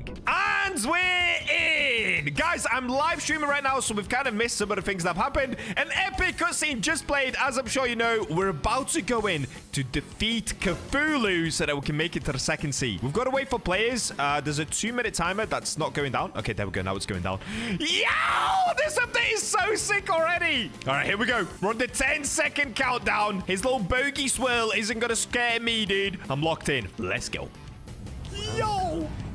To my prison. You're in my prison, dude. It's the other way around. Built by cowards, sealed by traitors and keepers. My own brother Oscar cast me down here, chained in dark. That's kind of mean, actually. Centuries. I actually didn't finish the cutscene. Cthulhu boss. Okay, what do I need to do? Oh, what's this? Grab Keeper's torch. I can't. Okay. All right, I don't know what I'm doing, but I'm gonna do it anyway. Easy. You're a big green bogey. Calm down, Earth Squidward. You've got nothing on me, dude. Okay. Keeper's lantern. You need Keeper's torch to... Oh, I tried to pick it up, but it wouldn't work. Easy. I'm locked in. I'm going back for the torch. I tried to hold E on it, but it just didn't work. Let's try again. I'm holding E. I'm holding E. I'm holding E. It's not doing anything. It's not letting me pick it up. Okay, let me tap E. Nope. Let me hold E. Oh, I have it. Oh, my bad. Okay, apparently I already had it. It just doesn't pop up saying that you got it. Are you ready, big bogey? Here we go. This is so exciting, dude. This fight is already better than the Scylla fight. Look at him. Earth Squidward. Oh, I can't see. Ooh! Okay, I'm locked in. Boom. Yup. Yeah, buddy. Okay. It's not working. Let's just move on to the next one. I'm actually sweating right now. Am I supposed to hit it? I think I hit it. Okay, maybe it is working. I think I just hit it then, right? Okay, I'm doing a good job. Everyone tell me in the chat I'm doing a good job. By the way, if you guys are watching this video, I'm streaming right now and I'm locked in. Did I just hit it? Am I doing this wrong? There's a chance I'm doing this completely wrong. A big chance, actually. Okay, I'm holding E on it. That's not doing anything. Let me hit it. Oh, no. Oh, wait. Okay. Can I climb this? No! No! No! No! No, I've got to go all the way back. Oh, dear. Okay, nothing's working. I'm going to have to rejoin. Back to Terrapin Island. Let's go again. I'm locked in, dude. This is so sick. This is so epic. All right, here we go. Round 2. Fight. Oh, am I attacking him? Ah, what's attacking me? All right, here we go. Here we go. First things first, we've got to use the torch. I think I already have it. I do. So let me go ahead and equip that there. I've played these games before, Cthulhu boss. So I think, if I had to guess, we've got to do it in the order of the colors that we see here underneath his HP bar. So it goes red, orange, yellow, green, blue, purple. So we're going to go to the red one first. Guys, I'm learning. This is red, right? Oh, dude, my hands are sweating. Yes, I got it correct. Okay, so now I can just stand here and spam him. Die. Die, Cthulhu, man. Look at that. So now if I try hit him again, does it still do damage? Oh, wait, it's still doing damage to him. Wait, so I can just spam? Oh, wow, you can just spam. It doesn't do a lot of damage. It does less damage. But if I wanted to, I could just stand here and spam the whole time. If you guys are feeling lazy, you can do that, I guess. I'm not feeling lazy today. I've played these games before. We're going again. Oh, these things scare me, dude. My hands are sweating. Okay, let me grab my torch. Yeah! I've played these games before. Okay, I'm going to stop saying it. We're doing it. So that's how you do it. You've got to grab the different colors and attack him. So now we're down to the yellow color. So we basically just follow this around. It's actually, so if you start on the red side and follow it around, that's all that you got to do. Okay? Easy. Oh, wait, he's actually not taking that much damage now. All right, it's fine. We'll just spam. We're doing good. This one's taking a while. This one's actually taking a super long time. Can I maybe go for a headshot? Oh, I can. Yeah, take that, buddy. Maybe he takes more damage from the front. There's a chance. Bro, okay, I'm not gonna lie. This one's way more fun than the Scylla fight, but it's still quite easy. Although saying that, if they made it too hard, it'd probably be ridiculously hard for mobile players. And there is a lot of mobile players. Oh. What's happening? What's he doing? I'm not looking at him. What's he doing? Oh! Okay, now it's getting kind of difficult. Oh, I didn't pick up the green. Come on. Okay, I picked it up. Ah, why is it still using yellow? Okay, there we go. Now it's swapped to green. I played these games well. Onto blue, onto blue. Oh, dude, my hands are sweating. Oh, this one's cool. We've got the batch of blue, finally. Okay, now we're locked in.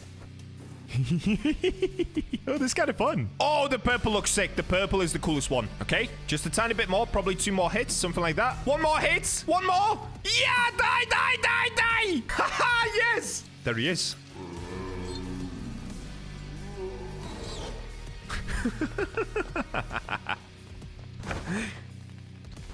Oh, they're all following him. Oh, they're like cult leaders, right? They're like a Cthulhu cult. There we go. We've unlocked the second sea. Yeah, we made it, guys. The second sea. Yippee. All right, so I've actually spawned in with a bunch of other people as well. This is the second sea. These are the change logs. So we've got Cthulhu boss fight. Max level in second sea is now 2,500. More than 7 new rods with some amazing new passives. 7 new islands. 100 plus new fish. Plenty of cutscenes to learn more about our lore. Sea Leviathan. New quests, a new cursed egg, new cosmetic crates purchasable for cash. Oh, cosmetic crates are cool. New rods, boats, bobbers, plenty of other hidden features in the second sea. Whoa, whoa, whoa, whoa, whoa, whoa, whoa, whoa, whoa. Okay, that is epic, dude. Oh, you do start with a new rod. Equipment. Oh, that is so sick. Okay, if you want to use your old rods here, you can. But the effects of them have been lowered a lot. So all of them have a terrible lure speed and the luck is way lower. Bro, that is genius. I love that idea. Okay, so you can use like ethereal prism rod. That's so smart. I actually really like that idea. And I think we've got a new skin for the ethereal prism rod as well. You guys don't have to go buy the skins, but I'm going to do it. I want to see what it looks like. Here we go. Rainbow Revolution. Bend light to your will with a flash of every color and the shimmer of rebellion. Oh, that is so cool. All right, I guess we start on the first island. No skipping, no cheating. I see a treasure chest. I'm gonna go for the treasure chest. I want to see what it's about. These guys have already tried to go for it, I believe. They were unsuccessful. I'm gonna do a both parkour. Let's get it. We're floating onto the chest. Oh, yes! All right, I just got an ancient thread. That was a waste of time. Oh, they gave us double server look for 1 Robux. It's like a little sorry for doing pay to win. Wait, okay, let me put an 8x luck for these guys. Enjoy it. I did it with 1 Robux. Let me go ahead and get the new jet ski. All right, let's fish with the adventurer's rod. So 1, 2, 3, 4, 5, 6, 7, 8, 9, 10. Okay, it's about 10 shakes. Yes, they finally fixed the control bars. They finally made fish harder to play again. Oh, dude, this is such a W update, man. I love it. Master of the Waters. Okay, new title received. Oh, guys, I'm level 2,297 already. Wait, am I going to be max level? Please don't put me max level. Please don't put me at max level. The next day. And I'm back. All right, guys. So for me, it's actually now the next day. I ended up grinding a little bit after the stream so that I can make enough money to buy all of the rods. At least I think I have enough for all of the rods now. Now, if we take a look at my backpack, what I used to get money was still the ethereal prism rod. Yes, it has terrible lure now, but the luck is still high. And of course, I can make decent money. When you come to the second sea, you already get the adventurer's rod. So let's start with the first rods, which is going to be... What's the name of this place? Waveborn? Yeah, Waveborn. So the first rods that you get here are Wildflower, which is actually the cheapest rod that you can buy. It only costs 7,000 credits. So let's go ahead and get this one. Let's get this one, the Firefly rod. And there's one more as well. If you come this way next to the pond, you'll be able to find this one, the Frog rod. There it is. All right, so I guess let's start by testing all 3 of those rods just to find out what they actually do. So kicking off with the first one, we've got the Wildflower rod. The stats are lure speed is 30%, luck is 55%, control 0.07, resilience 12%, and max kg 700 kilograms. All right, so at face value, the rod doesn't sound great, but let's have a look.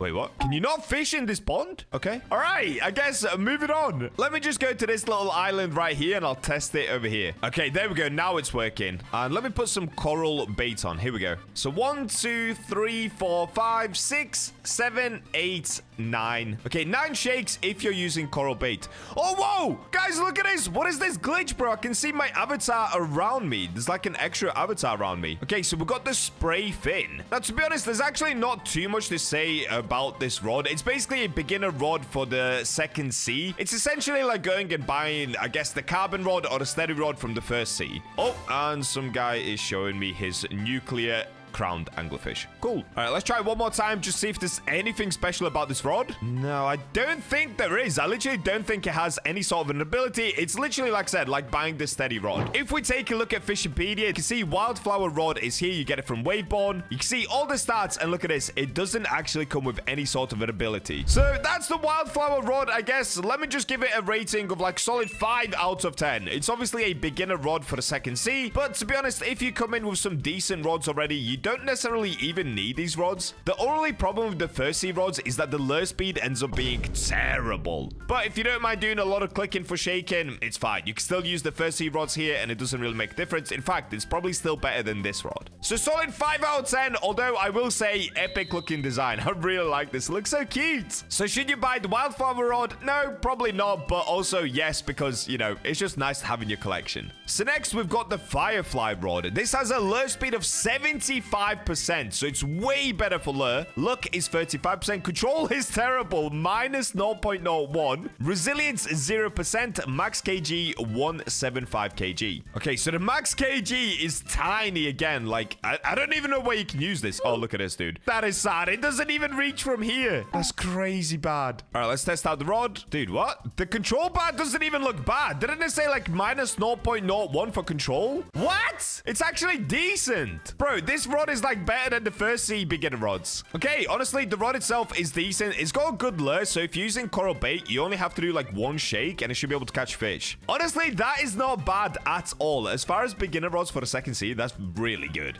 Also, by the way, guys, look at this. Because of my insane XP, I'm already level 2,297. Yeah, I just can't catch a break, dude. I can barely play fish before I hit max level, but I do still have like 300 levels to go, so, you know, I can play around with it a little bit. All right, for the last rod, let's actually test it off of our Cthulhu boat. So this was the frog rod, right? Yeah, the frog rod. So the frog rod has a lure speed of 20%. Luck is 100%, so it's a lot higher. Control is 0.05. Resilience 5%. And max kg is a lot more now, 650 kg. I'm pretty sure this rod does come with a passive ability though. And look at the frogs, dude. That is so cute. Oh, look at this one. All right, let's have a look at this. So if we go shake, the control bar is really big on this one. The lure speed isn't great. It's decent. The rod is decent. These are really easy fish that we're catching at the moment, though, so I guess it's supposed to be kind of easy anyway. Now, I'm pretty sure in order to use the passive ability on this rod, you actually need to start getting a perfect catch streak. So let me actually go back onto the island one more time, and let's lock in, because we need to do a few perfect catches in a row in order to be able to spawn in the frogs. Okay, come on. Here we go.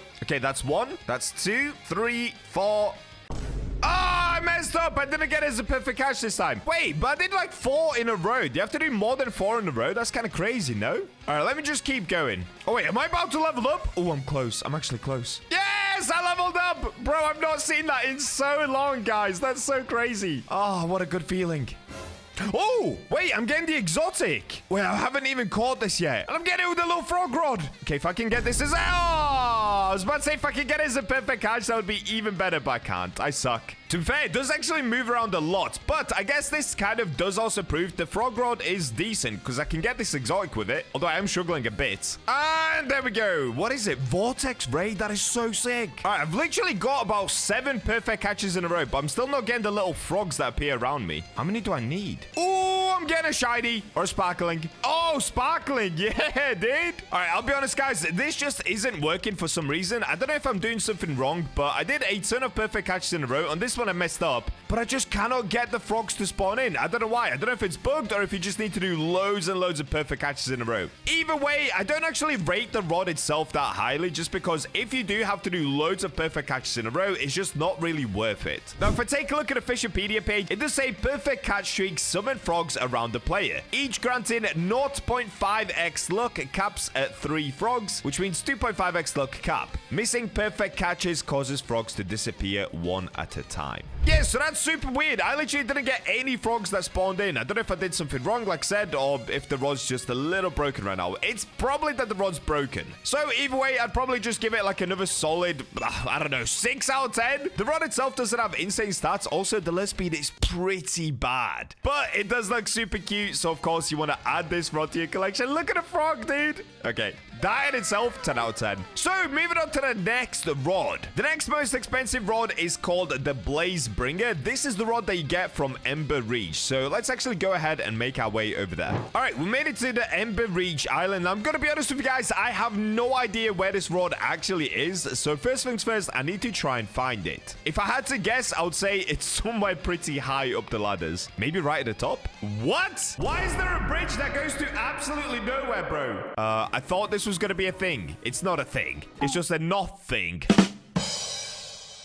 All right, let me go this way. Bro, where is this rod? Oh, wait, I know where it is. I know where it is. Okay, if you go by the center lake, so the main lake over here, you'll be able to find the rod propped up just against these barrels right here. How did I forget about that, dude? I've literally seen this before. Okay, so this one is called the Blaze Bringer Rod. It costs 70,000 credits. So let's go ahead and buy it. Okay, so the stats, what? Lure speed, 10%. Look, 90%. Control, 0.15. Resilience, 8%. Max kg, 5,000. This rod sounds like it sucks. What? I mean, the max kg is better, but other than that, it does not sound good at all. So my theory on this, guys, is that Fish have just introduced these new rods for the second sea. The more updates we get on second sea, the better the rods will get. The reason all the rods seem like they suck on stats is just because, I mean, let's be honest. In the first sea, the rod stats started getting a little ridiculous. Like, once again, if I look at Ethereal Prism Rod, oh, this isn't going to show the true stats. But you guys know yourself, the stats on every rod just kept getting higher and higher and higher, that it almost made Fish a little too easy, in my opinion. So the fact that they've kind of descaled all of the rods and kind of made them a lot worse, in my opinion, it's better because you get a better fishing experience. Now, I know a lot of players aren't going to agree on that, and they're probably going to think it's just kind of like a downgraded version of every rod we already had. But in my opinion, it kind of brings us back to that OG fishing where you actually just jumped on to do some casual fishing with friends, and then you can just use the fish to kind of flex on other people and just show off a cool new rod you've got. You know, I like it. Personally, I genuinely really like this update so far. Let's have a look at this rod itself, though. The control bar is massive, so that's one benefit. Question is, does it have a passive?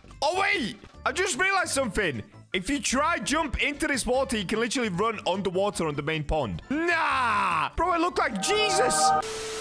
Okay, I guess the second sea is a little buggy. That's crazy. And I've just taken a look to see if the rod has any sort of passive ability. And look at this, guys. Apparently, after 10 perfect catches, it gives a 15% for Ember, which is a 3x value. It also gives 10% for Cracked, which is a 3x value, and 10% luck after 25 perfect catches. It gives 100% for Ember, 5% for Ember Flame, and 25% luck. All right, so I guess I need to lock in. I need to do 25 perfect catches in a row. Bro, that is a big ask. That is a huge ask. Well, if there's anyone that's up for this challenge, it's gonna be me. All right, let's count them. This is 1. Oh, I'm getting the exotic. Okay. It's actually not that hard to get, but I am using deep coral right now as well, so that does help. All right, there it is. That's 2 perfect catches. Let's keep going. That's 3, 4, 5, 6, 7, 8, 9. We've got to do one more, and then we should be able to get the passive ability on it. Okay, this is 10. Yo, look at the rod now. Bro, that looks so sick. Okay, so the rod has like lit up in a different way. Does it show a passive? It doesn't. Okay, so sometimes it says a passive down here. All right, let's have a look. Oh, I'm getting the exotic. Okay.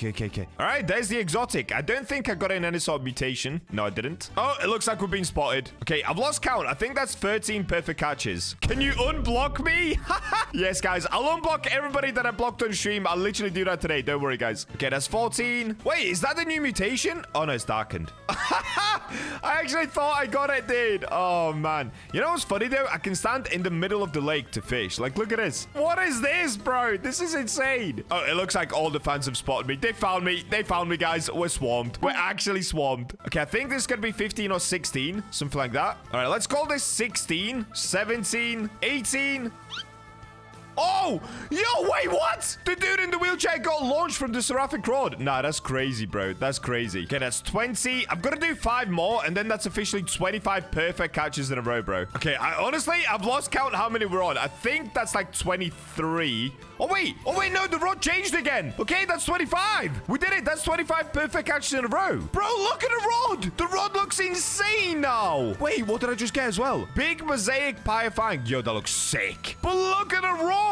Yo! No, that actually looks nuts. The only thing is, I haven't gotten any sort of a mutation so far. So the rod itself looks a lot different, but I haven't managed to catch a mutation with it. So it says that there's a 15% chance of catching the Ember mutation and a 10% chance of getting cracked. But now that we've got it up to the level 25 rod, or like, you know, the 25 catches in a row, it's supposed to be a 100% chance of Ember, but I don't think it's working. Oh, wait, it is working, right? Or is that just what it's called? Is it just called Ember? Let me have a look. Oh, it is. Okay, so these are just Ember fish. This is the Ember mutation. Oh, but it doesn't have a mutation. Oh, okay. They've just messed up where the mutation isn't in the game yet. All right, I get it. But at least it does work. So once they fix that bug, once there's an actual, like, looking visual mutation in the game, you're gonna have a 100% chance of getting it. Bro, that's kind of sick. I'm not gonna lie. 100% chance of getting a mutation with a rod is nuts. All you've got to do is get 25 perfect catches in a row. Now, there is a 5% chance that I get one called Ember Flame. So let's keep going until I manage to get that one. That's now the rarest mutation in the game alongside Tentacle Surge with the Kraken Rod. But this one arguably is even harder to get because first, before you can even get it, you need to do 25 perfect catches in a row. That's kind of crazy. I'm not going to lie. That is kind of crazy. Oh, wait, what? Some dude's got a tree. Okay, we'll get to that rod in a second. A guy has literally just spawned a tree in. Oh, wait, apparently I've got an Ember Flame on. I just didn't realize. Okay, Ember Flame Pyre Fang. Let's have a look at this. Does it even look any different? Is it purple? Is that the only difference? So if I have a look at a normal Pyre Fang, it's supposed to look like this. Okay, this is what it's meant to look like. All gray with kind of the orange. Then I've got an Ember Pyre Fang. Does that look any different? Okay, see, Ember looks exactly the same. The mutation doesn't look any different, which is a shame. But then we do also have the Ember Flame. Oh, yeah, dude. Wait, that actually looks sick. That looks way better. It makes it like this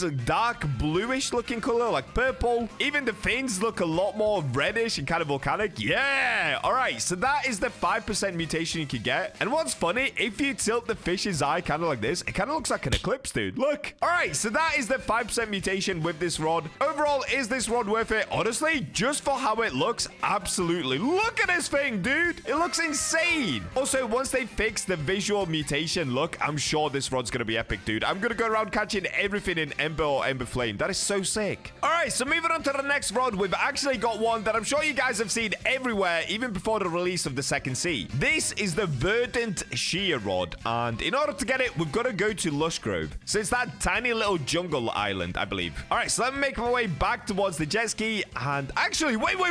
There's one thing I'm missing. I'm pretty sure I bought the new jet ski yesterday. Didn't I? Oh, I did. Yes. Okay, thank you, past Bacha. Let's have a look at this. Oh, here it is. Oh, yeah, dude. Wait, how fast does it go? Okay, it goes pretty quick. Not bad. So this is the island, Lush Grove. Let me go ahead and... Oh, wait. What? Okay, I kind of couldn't drive up to the shore. So it is a little bit laggy. I'm not going to lie. There's still some bugs in the second seed. The devs definitely need to fix a lot of things, but I'm sure they were just in a massive rush to release all of this. Because let's be honest, it's an insanely big update. Now, I do have one question. Where on earth do I get this rod? Bro, am I dumb? I actually cannot find the rod anywhere. Oh, wait. Yes, I can. Okay, it's here. All right, so if you guys basically pull up to the main part of the island, the shipwright is right there. Just turn left. You come up here towards the merchant. Wait, does the merchant sell anything? I'd like to buy a fishing rod. You're in luck. To my right is a handful. Have a peek, and hopefully you find one that suits you. To your right? There's just one rod, bro. You said there's a handful. Okay, that's fine. So, this is the Verdant Shear Rod. It costs 100,000 of the new credits. Oh, yeah. These are starting to look like better stats, dude. Let's go ahead and buy this. So the reason everyone was kind of raving on about this rod is because apparently it comes with 3 different passive mutations. Yo, look at this rod, bro. What a sick design. It kind of looks like the Ancient Isle design mixed in with, like, obviously giant shears. It's basically kind of like the no life rod, but ancient Islay style. Does that make any sense? I hope it does. Now, let me see. Can I fish in this, like, middle river? Oh, I can. Okay. So before we start, let me take a look at the passives. All right, so here it is. Verdant Shear Rod. It has a 10% chance to grow a tree during the day, which lasts 1 minute, and it gives a chance to catch Mother Nature, Green Leaf, or Brown Wood mutation. All are a 3x value. Let's try this. So I'm out here trying to grow trees nowadays, apparently. Now, this time, I can go back to coral. I don't have to use deep coral just because we don't have to do perfect catches with this one. It's just a 10% chance every time I catch a fish that a tree is going to spawn in. That's so crazy. Oh, it happened. Yo, I got a tree, and I've got a minus 5% progress fish, so I don't know what this is going to be, but I got the tree. Okay, I got a green leaf temple perch. I'm going to check out all the mutations in a second. For now, I'm going to keep fishing, because apparently we only have a minute to catch different mutations when this tree is up. I'm just going to lock in. Let's try to get all different mutations. Oh, and the tree's gone. But look, it's still there. It's just tiny. Wait, what? You guys see that? The tree's literally still there. What? Does it just stay there forever? It's so cute.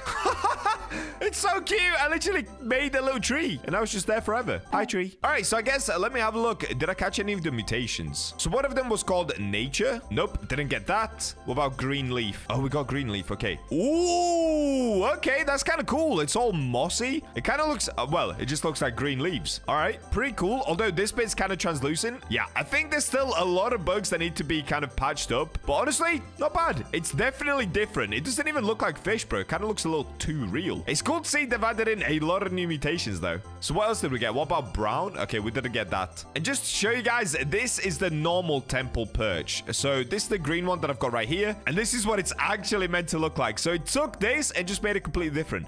Oh, the reason it was kind of translucent at the back is because it's meant to be. Look, you're supposed to be able to see through this. All right, let's try to do that again. Let's try to get the tree up once again so I can get the other two mutations as well. Oh, here we go. Okay, I got the tree to pop up once again. Bro, the animation is so sick when it comes up. I actually love it. Now, I've just got to lock in to try and get the last two mutations if possible. Now, the downside actually is I don't know what the chances of catching the different mutations are. So, obviously, last time we got the green leaf on. But look at this. The tree doesn't stay up for that long. And I just don't know what the chances of catching the fish are. So, if I try to have a look, did we get the nature one? Okay, we still didn't get nature. Did we get brown wood? No. Did we get more green leaf? Yes.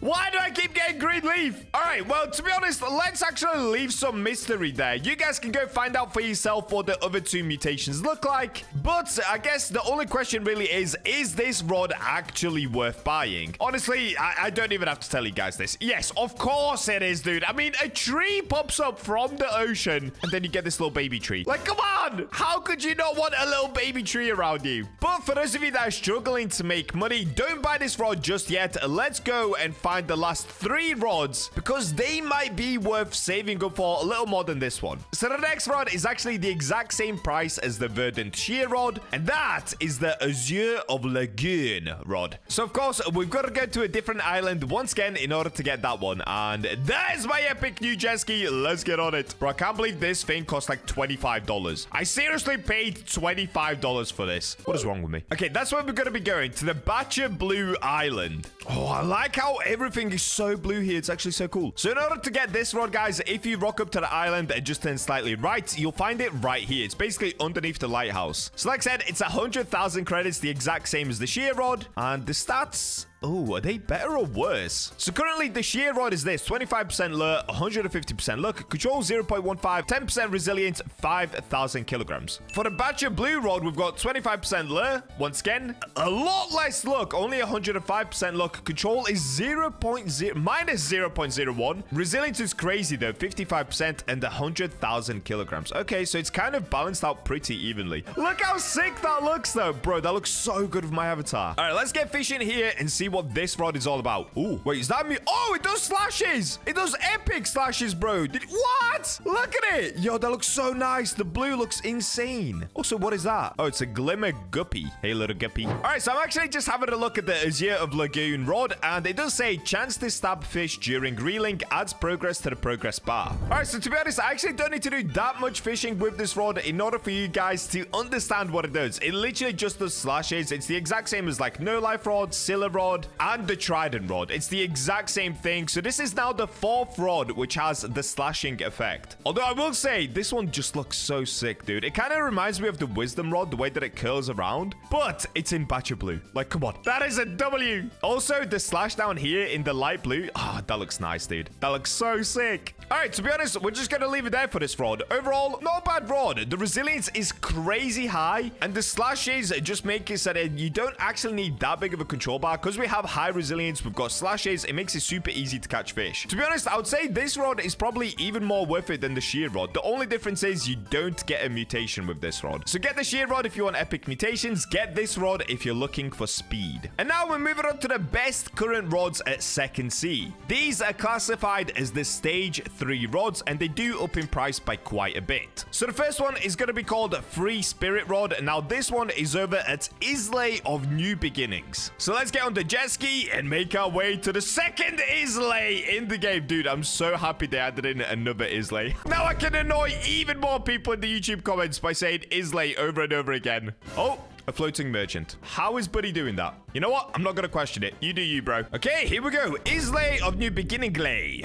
Where is this rod? Oh, of course. Yes, it's right here. So this is the Free Spirit Rod. If you guys didn't know, it's basically just like a skeleton's hand. As you can see, it's got little flowers on it. It's got jewels up here, and it's holding this big kind of gem at the top. It looks really sick, but is it actually going to be as good as it looks? I don't know, because I can't buy it. Hey, buddy, can you help me buy this rod? All right, for some reason, I literally cannot buy it. I might have to rejoin the server. Yeah, let's do that. Oh, yo, somebody's parked up their speed racer. Okay, Mr. Rich. That's like a Lamborghini. All right, if I come to the rod again, we're in a brand new server now. Let's have a look. Oh, I can't buy it. Am I doing something wrong? Okay, I'm going to leave that rod for now. Let's move on to the final rod, and then I'll try to come back to this one. Maybe you have to complete like an angler quest to get it. I have no idea. Should I try to talk to the merchant? I'd like to buy a fishing rod. To my right is a handful of the Islay rods. Have a peek, and hopefully you find one that suits you. Yeah, bro, I'm trying, dude. Okay, I think that one's bugged, but what I can do is go over the stats for you guys. It looks really, really good. I wish I could test it in the video. I don't know why it's not working. Maybe I'm doing something wrong. Maybe you have to complete a quest. If I am doing something wrong, just let me know in the comments. But this is what the rod is supposed to be. So it's called the Free Spirit Rod. Of course, you get it from Isle of New Beginnings. It costs 200,000 cash, and these are the stats, guys. 25% lure, which is not great, but the luck is 150%, control is 0.15, resilience 10, and max kg is 5,000. So that in itself doesn't sound great, but then you get this chance to stab fish during reeling. So that's the exact same passive as the Azure of Lagoon Rod, but you do also get a 20% chance to rain purple gemstones, which cause fish to be caught with bloom mutation, which is a 5x value on the fish. Bro, that sounds so epic. I want to catch a bloom. Why can't I buy it? No! That's so sad, dude. That's actually so sad. I don't know why it's not working. I think it's just bugged right now. The 2nd Sea seems to have a lot of bugs and glitches at the moment. I'm sure the devs are going to fix it all super soon. Or maybe, like I've said a bunch of times, maybe I'm just doing something wrong. Anyway, let's move on to the final rod. So that, of course, is going to be the one and only, the Great Dreamer Rod. This is the one that looks like Cthulhu, and I think it spawns in Cthulhu, which is kind of crazy. I think the whole idea is supposed to be, it's almost like the Rod of Forgotten Fang, where a Megalodon comes down, but instead of a Megalodon, we get Cthulhu. So to get this one, you've got to go to the Cursed Shores. So that's basically like Cthulhu's island, if you guys didn't know. If you have a look, can I get a good angle on it? There we go. There's like the statue of Cthulhu himself, which looks pretty epic. And wait, this guy's got the rod.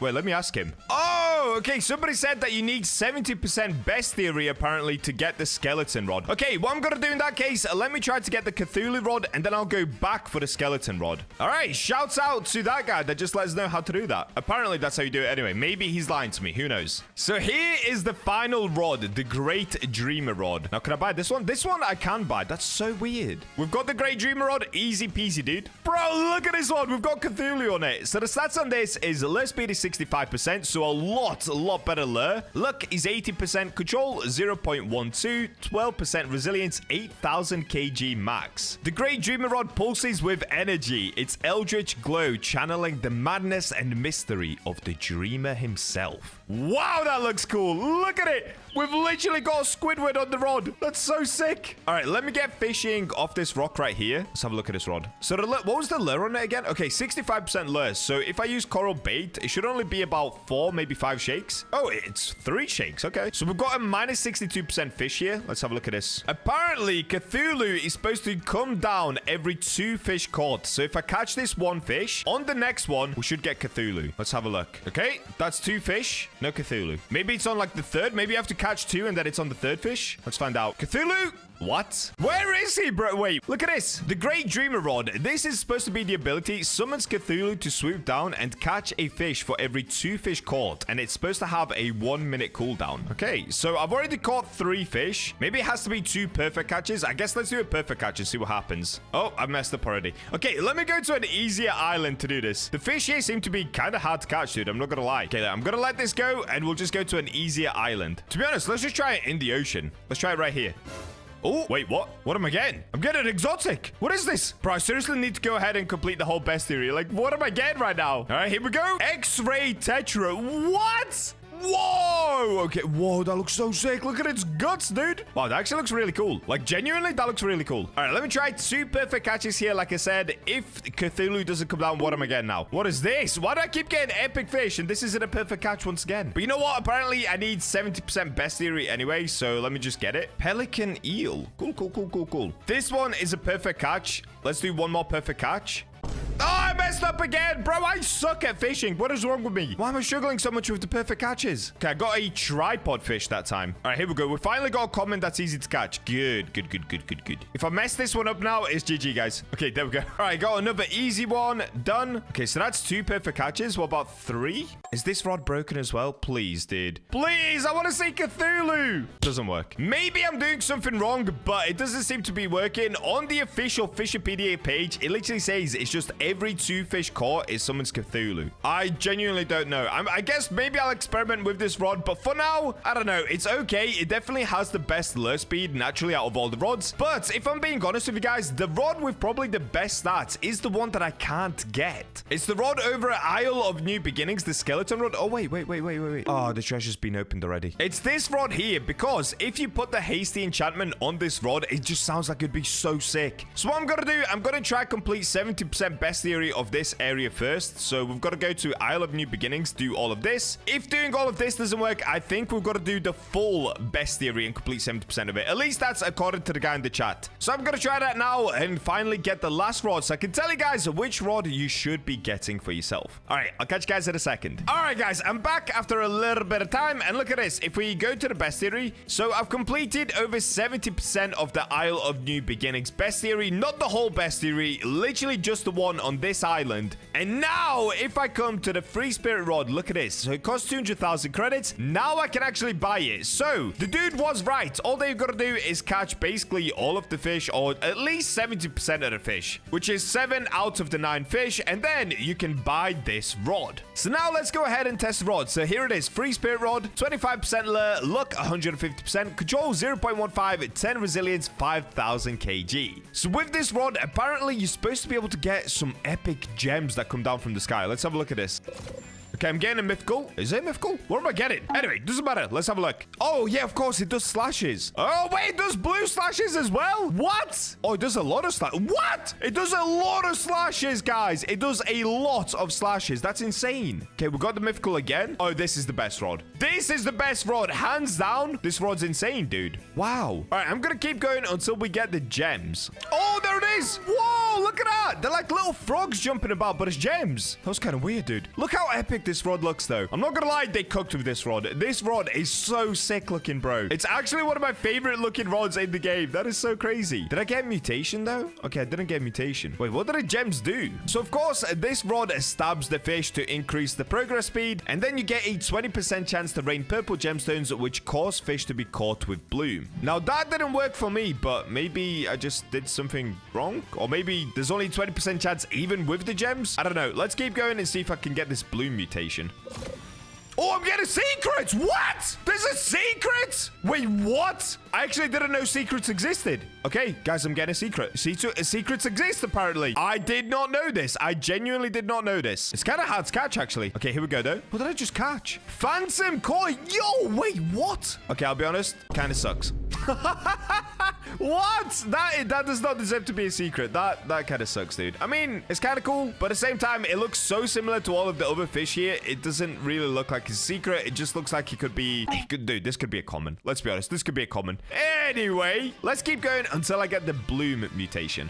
Oh, okay. I've got the gems and I'm getting the exotic. So this should be the eel. I think it's called like Whispering Eel. Did we get it? Oh, I did. Oh, no. Oh, no. Don't tell me there's not a visual mutation for it. Oh, wait. I got 2 blooms. Okay, this is the Bloom Abyss Flicker and this is the Bloom Whispering Eel. Oh, it makes them purple. Okay, that's kind of cool. I mean, it kind of looks like fossilized, if I'm honest, just without all of the little epic symbols around. It's all right. It's a nice color. I will say that. It's like a nice pinky purple. So if we have a look, this is the normal Abyss Flicker and then this is the Bloom Abyss Flicker. It basically just makes it look fossilized. All right, well, there we go. That is all of the rods. Now, the question is, how would I rank these rods and which ones should you guys actually be getting? Well, honestly, this list might surprise you. So let's go from worst to the best rods that you definitely need to get. So in total, at the second seed, there are 9 different rods. The first one you get just by joining the second seed, that's called the Adventurer's Rod. So for this one, I'm actually kind of not going to count it, but it would be in the 9th place. In 8th place, out of the rods that you can actually buy, it would be the first one that you can get, which is the Wildflower Rod. It looks nice, but honestly, it just doesn't do that much, and it's just not that great, dude. In 7th place, it's actually basically the same thing. We've got the Firefly Rod, and this one you can buy it right next to the Wildflower Rod, and it looks pretty cool. We've got some like little fireflies down here that looks pretty sick, but the rod itself is just not very good. Number 6, we've got the Frog Rod. Now, this one I actually couldn't even test properly because for some reason the frogs didn't come out. I'm not sure if I did something wrong. I mean, the design itself is epic, but the rod is very bad. So that's going to be in 6th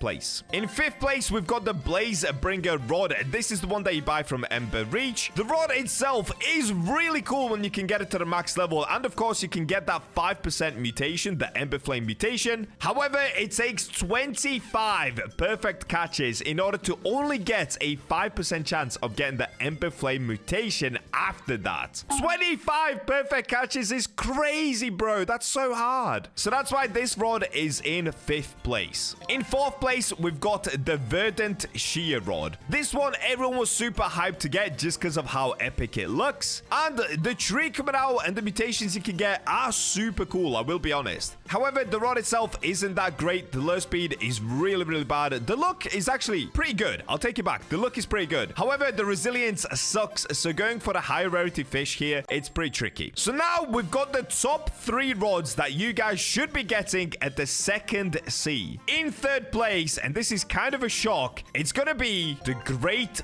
Dreamer Rod. Now, this is the most expensive rod by far. It costs 500,000 credits to get. However, the stats are really, really not that great. Yes, it's got a good lure speed, but you could literally just take any of the other rods and put hasty on it. The look isn't great, control is bad, resilience is bad, and max kg is only 8,000. And for some reason, I couldn't even get Cthulhu to spawn. Maybe I did something wrong, but it just didn't work. Like, the passive didn't even work for me. So I'm kind of let down by this rod. Maybe I did something wrong. Maybe I need to do more. I don't know. I wish it was just a little bit better than it is. In 2nd place, we've actually got the BachaBlox Azure of Lagoon Rod. Now, I didn't put this in 2nd place just because it's blue. I put it in 2nd place because this rod has a 55% resilience. And on top of that, it does the slashes. So the reason this rod is so good is if you come right here, if we happen to get a rare fish like this exotic, dude, this exotic actually takes so long to catch because it's minus 90% progress and it moves around a lot. So using any of the other rods from 2nd sea is really tricky. But look how easy it is with this rod.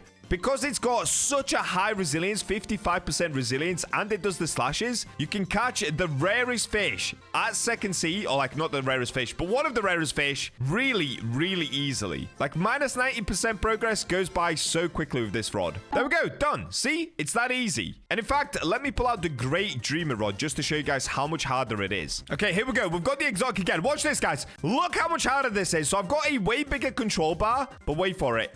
It darts around so... Look! It moves around so much more. Plus, because we don't have the slashes, it goes up so slowly. So if you happen to miss the fish for a second, you lose so much progress, dude. Like, look at this. It takes so much longer And I'm sure at some point I'm going to mess up. Right now, it's kind of easy because it's staying in one corner. It's when it goes to the middle and it starts going left and right. It becomes kind of tricky. Like this. Okay, it's in the middle. You see how every now and then it will pop out of the control bar? Well, if it does that a few times in a row like that, you can actually start to lose a lot of progress, making it take ages to catch this fish, dude. Look at this. Look at this. When it starts going around like this, I mean, I'm just a sick fisherman, okay? So I'm locked in. But if you mess up for a second, you can just lose so much progress. Honestly, it's just not worth it, guys. All right, there we go. We finally got it. So like I said, I might have been doing something wrong with this rod, but I would put it in third place. In second place, definitely Azure of Lagoon. Just the resilience and the slashes is epic. And in first place, you guessed it, it's going to be the Free Spirit Rod. And this one also, it looks like it doesn't have very high resilience, but for some reason, it kind of does. But even if it didn't have high resilience, the amount of slashes it does do is insane. Let me just show you guys one more time. Look at this.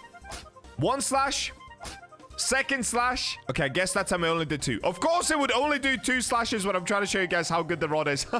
It was doing way more earlier, bro. It was doing loads of slashes. Okay, 1 slash. Second slash. Third slash. Okay, that time I only did 3. Anyway, you guys get the point, dude. It's just a good rod, okay? It's just a good rod, trust me. Plus, on top of that, you do get a 5x sale value if you catch the Bloom mutation. So, I hope that clears up everything for you guys. Go ahead and, to be honest, just buy all the rods if you can. But if I was you, if you're going to save for any rod and then just make it easier to get more cash, get this one first. All you have to do is complete 70% of the bestiary here, and then you can buy it for 200,000 cash. Hope you guys enjoyed today's video. Make sure to subscribe for more and join my Discord down below. I'll catch you in the next one. Fish has a ton of rods you can pick from, which give you a ton of power. But there's one rod which has been completely slept on this whole time, making it the most overpowered and underrated rod, especially for new players. Today we're going to be checking out a rod known as the Resourceful Rod to see just how broken it truly is. Oh, and remember guys, when we hit 500,000 subscribers, I'm starting a huge new giveaway. We're almost there, so just keep on subscribing. And we're in. So, the other day, whilst I was looking through my YouTube comments, I actually saw somebody talk about a rod called the Resourceful Rod. And after looking into it a little bit, guys, I think this might actually be one of the best rods in the game that I've not actually seen anybody talk about yet. So, in order to get this rod, what we've got to do is make our way over towards Ancient Archives, which is obviously at Ancient Islay. So, ship right! Keep jet ski, please! Oh, and now that Christmas is over and we're into the new year, we are no longer going to be using the Santa jet ski. We've officially moved on to the BachaMobile. Let's make our way over towards Ancient Islay, go to Ancient Archives, and I can show you what this rod is all about. And here we go. We've made it to Islay. Now let's make our way up here. Oh, wait. No! How am I meant to get up there? Okay, I'm gonna have to glide across. Thankfully, we do have the advanced glider, so we're chilling. Okay, let's go this way and glide in. So I'm sure most of you, if not all of you guys, already have Ancient Archives unlocked, but if you don't, you want to come over towards Ancient Isles, take this rope down, and simply go through here. Now, obviously, you will have to do the little puzzle here. It takes 4 people, but like I said, I'm sure most of you guys have that unlocked already. So now that we're in Ancient Archives, let's make our way to the crafting table, and let's take a look at the Resourceful Rod. So if we have a look at the stats, it looks really, really bad. Lure speed 15%, luck 20%, control literally minus 0.01, resilience 0%, and max kilogram is only 1,000 kilograms. So now you'll be asking yourself, wait, Bacha, seriously, why are you making a video on this rod? Why are you about to waste your life crafting this rod? Well, if we go back to the crafting table, take a look at it one more time, look at the passive on it, dude. It doubles the effect of all bait, enhancing your fishing experience and increasing the efficiency of every catch. Do you get it yet? Do you get it yet? So if we scroll down to one of the better baits, for example, so if we go to weird algae, okay? So it would basically double all of the stats of weird algae. So it would make the universal luck 400, and it would make the lure speed minus 70. So the lure speed would go really, really bad, but the luck would go through the roof, dude. And it doesn't stop there. You can do this with any bait that you pick out. So for example, if we were trying to then increase resilience, we could come to deep coral, and instead of the resilience being 50, it would become 100 resilience on this one rod. So that's exactly what we're going to be testing out today by playing around with different baits and seeing just how OP we can make this one rod that at first sight seems pretty terrible. So if we go back to the crafting table again, what are we going to need in order to craft this rod? So I need 3 amethyst. Wait, do I have any? I think I've sold all my amethyst, actually. Oh, would you look at that, dude? 3 amethysts. Wow, okay, I did not expect that at all. Then the next thing that we do need is lunar driftwood. Okay, that could be hard, but I guess we could just get some driftwood and appraise it. And then the last thing is magic thread, which of course I do have many of, so that's fine. So I guess the only thing we need to do is get lunar driftwood, and we do need 2 of these as well. All right, in that case, guys, first things first, we've got to get some driftwood. So the fastest way to do this is if we go to moosewood. So we'll take the magical snow globe for now, go through the mirror, and end up here at moosewood. Now, what I'm going to do next is just buy a ton of these crab cages. Okay, 20 crab cages, and then if you come to this pond right here, set up all the crab cages, you should be able to get the driftwood really easy. Okay, so let's go crab cage, and you want to set these up as well as you can because you actually need to space them out quite evenly. If you have a look, when you're doing crab cages, you want to make sure that you give it enough room so they can fit as many as possible here, because look, I'm trying to fit a 3rd one and it won't go in there. So let's try to keep them tight, and I'll see you guys once I've put down as many crab cages as I basically can.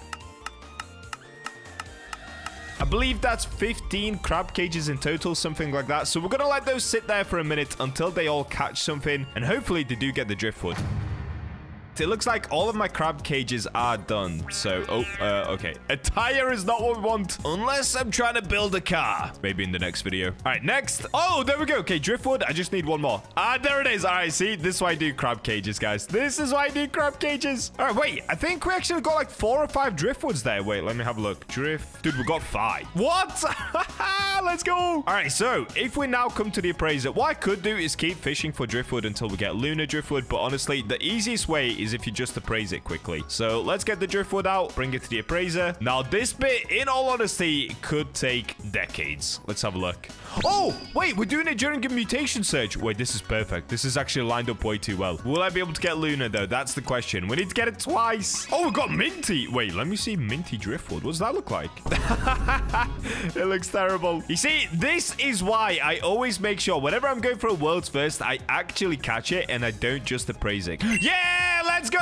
Okay, we finally got lunar. So if I go to driftwood, let me have a look. All right, there it is. We've got 1 lunar. Let's keep using these 3 driftwood that I have down here in my inventory. And there we go. Okay, we got the 2nd lunar. Let's go. All right, guys, let's go back to ancient Islay so we can get crafty the rod lay. Let's get going. And editor, we are ready for some epic music. And I've drove too far. Okay. We need to get this way. All right, we made our way back to the crafting table. So if we now open up, as you guys can see, it does still say I have 0 out of 3 and 0 out of 2. All we've got to do is go to amethyst and untick it. So currently it was favorited. We've got to make sure it's unfavored. So same for the driftwood. If we tick it off. All right, there we go. That should be it. Let's have a look. All right, there we go. We are already done. So resourceful rod, it only costs 15,000 cash. Let's go craft. Oh, okay. There it is. Wait, do I have a... Oh, what? Why do I have something for it? Forager's twig. Wait, okay. Let me first see it without a skin, and then let's see how it looks with the skin. So if we go ahead and put on equip. All right, so it basically just looks like a little bit of bamboo, and then you've got the wire going across. But of course, we don't care how it looks. It's more about how it performs. So if we go back to the edit, let me go ahead and put a skin on it. Does it look better? Ooh, wait, that actually looks pretty sick. That actually looks really cool. Next up, all we've got to do is take this rod out and let's see what it can actually do. So I guess let's start at Ancient Isles, maybe? Is that a good place to start? Oh, no, wait. First, before we actually do anything, we, of course, have to enchant the rod. So let's use the magical snow globe, go to the winter village, teleport through the mirror, and let's head on over towards Statue of Sovereignty. Now, as far as enchants, I think what I'm going to go for is either control or resilience, because the control and resilience is basically non-existent on this rod. There we go. And let's head on down towards Keeper's Altar. All right, we're, of course, going to need some enchant relics. Let's see which one we get first. Are we going to get control or are we going to get resilience? I'll just keep whichever one comes first. Oh, there we go. Okay, we got control. So this gives you increased rod control bar size. Now, I'm pretty sure we're going to need this, but yeah, we can always come back and get resilience if controlled is not really that necessary. So let's actually start by just fishing in the ocean, and I'll show you how OP this rod can be. So the lure speed on this rod is 15%, okay? But if you then want to put something on like Rapid Catcher, for example, which gives you the fastest lure speed. So Rapid Catcher usually gives you a 35 lure speed. But what we can do, because we have this rod, it should double it. So it should go all the way up to 70 lure speed, plus the 15% that you get from the rod already. So it should now be 85% lure speed. So let's go ahead and throw this out. 1 click, 2, 3, 4, 5. Okay, 5 clicks. And oh my days. Okay, we're gonna have to get resilience on the rod. There's no way. There's no way. I'm not good enough for this. Wait, what is going on? Okay, we might just get it. Oh my days. Okay, yeah, that is not good. We need to get resilience on this rod. The control doesn't really make that much of a difference. If we had resilience, that would have been way easier. So I'm gonna go back in there, guys, and I'll see you once I get resilience on the rod. Okay, there we go. I've got resilience on the rod. Let's get back outside. Okay, so like I was showing you guys, if you put on rapid catches, it basically makes the lure speed go absolutely crazy on this rod. So if we try it one more time, this time with resilience. So we could do 1, 2, 3, 4, 5 shakes, and that's it. That's all you need. So you can see the control bar is pretty tiny, but because we have resilience on, it's pretty easy to catch this fish now. And there we go. There's the sea bass. And speaking of resilience, if you guys don't believe me yet that this rod is absolutely insane, especially if you're lower level, well, let's make our way back to Ancient Islay and let me prove to you how good this rod could be.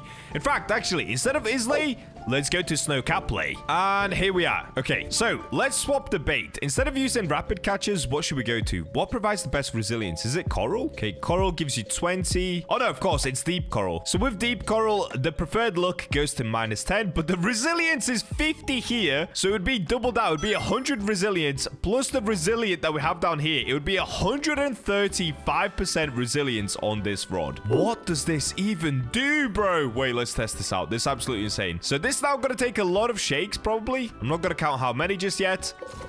Okay, straight away we're getting a legendary. Let's have a look at the resilience. What? It's not even moving. Okay, it wasn't even moving. All right, well, that's it. Oh, Moonwood. But moving along, we've tried rapid catches. We've tried max luck. The max luck didn't actually go insane, so I guess that could be better. But what happens if we actually use the worst luck you can possibly get on the game? Well, let's drive out into the middle of the ocean and test that out. So if we just come out here, I can just pause the jet ski. All right, now if I go into the equipment and we go down to... All right, here it is, garbage. So garbage gives you a universal luck of -250, but it does give you a crazy resilience of 50 and a lure speed of -5. So the resilience should be absolutely insane once again, but the luck should be completely horrible. Wait, what even happens, dude? This should be like a -500 luck. Okay, what are we getting here? Wait, is this a sardine? Guess we'll find out. Yeah, the resilience is still crazy there. Look at that. It's barely moving. Okay, we've got a mullet. That's actually not too bad for garbage, if I'm honest. I have no idea why you would ever want to use this, but the option is there if you have this rod. Now, what I want to test out next is obviously this rod is more aimed for beginners or like mid-level players. So you would probably get this rod before, let's say, for example, before you get the trident rod. And one of the things you need for trident rod is a lot of money. So what happens if we go to Forsaken Shores and we try to fish out the Captain's Goldfish? These bad boys can make you quite a bit of money, especially as a beginner. So let's see if this rod is going to be really good for it or not. All right, so for this, we're coming to Forsaken Shores. And of course, we're just going to come to this pond right here and get fishing. So if we have a look at the bestiary quickly and we go to Forsaken Shores, if you guys didn't know, they like truffle worms. They like it to be daytime and season summer. Now, I'm going to ignore seasons. Actually, it is summer anyway. It is daytime as well. So all we've got to do is actually put on truffle worms right now. Okay, let's see. Truffle worm. I only have 65 of these, but let's see if this will work. Let's see how long it takes to get the Captain's Goldfish, though. If it takes a while, then maybe it's not that OP. Oh, there we go.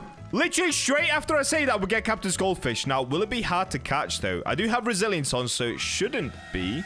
All right, there we go. Captain's Goldfish. That literally took 4, maybe 5 tries. Dude, this rod is sick if you're trying to get some specific fish. Wait, that's actually kind of nuts. Obviously, that worked that easily because the truffle worm has a preferred look of 300, which basically means that we had a preferred look of 600 going into trying to catch the Captain's Goldfish. Bro, that is insane, guys. Like I said, if you're an advanced player and you're quite far into the game, this rod won't be very good for you. But if you're a beginner or early mid-game, dude, this rod is absolutely OP. I recommend getting this as one of your very first rods if you can. So I guess for the final test, what we're gonna do is use one of the best baits currently in the game. These bad boys right here. The seaweeds give you a preferred luck of 35. They give you a resilience of 10 and a lure speed of 20. So obviously all of this would be doubled, which means we'd have a resilience of 20 plus obviously the 35 we already have on the rod, and we'd get a lure speed of 40. Now, I'm not gonna test this at Forsaken Shores. In order to really test it, let's go to the current best money-making farm in the game, and that, of course, is over at Northern Expedition. So, let's go ahead and grab my jet ski. Honestly, if this works, this rod is absolutely OP for new players. Okay, let's get on the jet ski, and let's go over to Northern Expedition. All right, we've made it to Northern Expedition. I'm just gonna take a shortcut up the mountain, but before we do that, of course, we've got to go ahead and put advanced oxygen tank on. So, let's do that. We've got to get the cloak on. All right, that's it. We're ready to go. Let's get it. All right, we're almost at the top of the mountain already. We just got to do one last climb here. So let's go behind this tree. And that's it. We're at the top. All right, so now I just have to drop all the way down. You guys know exactly where I'm going. We're going to be going to Cryogenic Canal. Now, I've put this in a video before. You can make the most amount of money right here. And you want to go to the place where it says Overgrowth Caves because you lose oxygen a lot less. So now, if we just double check, okay, we have seaweed equipped and we have a lot of them as well. 5,909 seaweeds. All right, we're chilling. And now if we test this out, oh, in fact, actually, let's do this with a server luck boost as well. Because obviously, if you're in random public servers, a lot of the time, people do boost the luck. And let's just see how good the rod is if you have 8x luck on as well. All right, 8x luck is on. Let's go ahead and get fishing. Okay, so the lure speed's not absolutely insane. I think that was about 7 shakes, maybe. But the resilience is really good.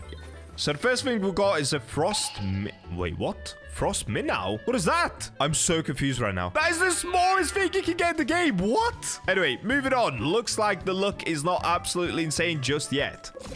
Oh, and there we go. We got our first glacial sturgeon. And look at the resilience on this, dude. This is so easy to catch. Oh, as soon as I say that, it runs away. All right, well, that should be it. We've got him locked in. 3, 2, 1. There we go. Glacial sturgeon, 491 kilograms. Not bad, dude. So you can basically fish here for whatever you want because all of the fish here give you a ton of money, but they don't weigh a crazy amount. So even though this rod only has 1,000 kilograms max weight, it is absolutely enough. Like, you don't need any more than that. All right, what I'm going to do, guys, I'm basically going to fish here for, let's say, like 10, 15 minutes, and then let's see how much money we can make with this one rod.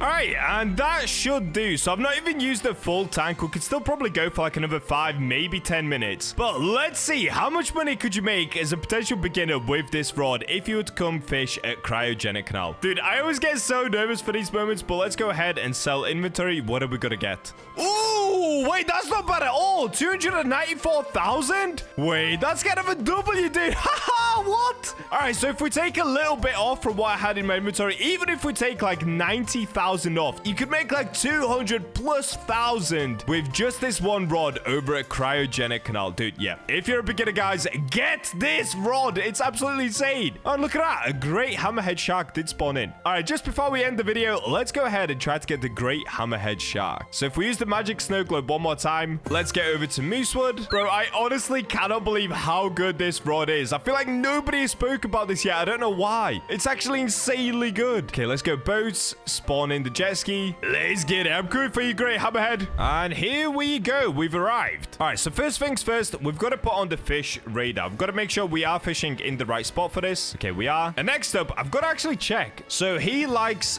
bait fish head. Okay, we've got to put fish head on. All right, here it is. Fish head. So this gives you a preferred luck of 150, resilience -10, lure speed 10. So the resilience might be a little hard, but luckily we do have resilient on. So we should have 300 preferred luck with this. Now, like I keep saying, guys, this rod, you wouldn't use it as an advanced player, but if you were a beginner, dude, if you were a beginner, this rod would be insane, wouldn't it? Okay, let's see. How many casts will it take until we get the great hammerhead shark?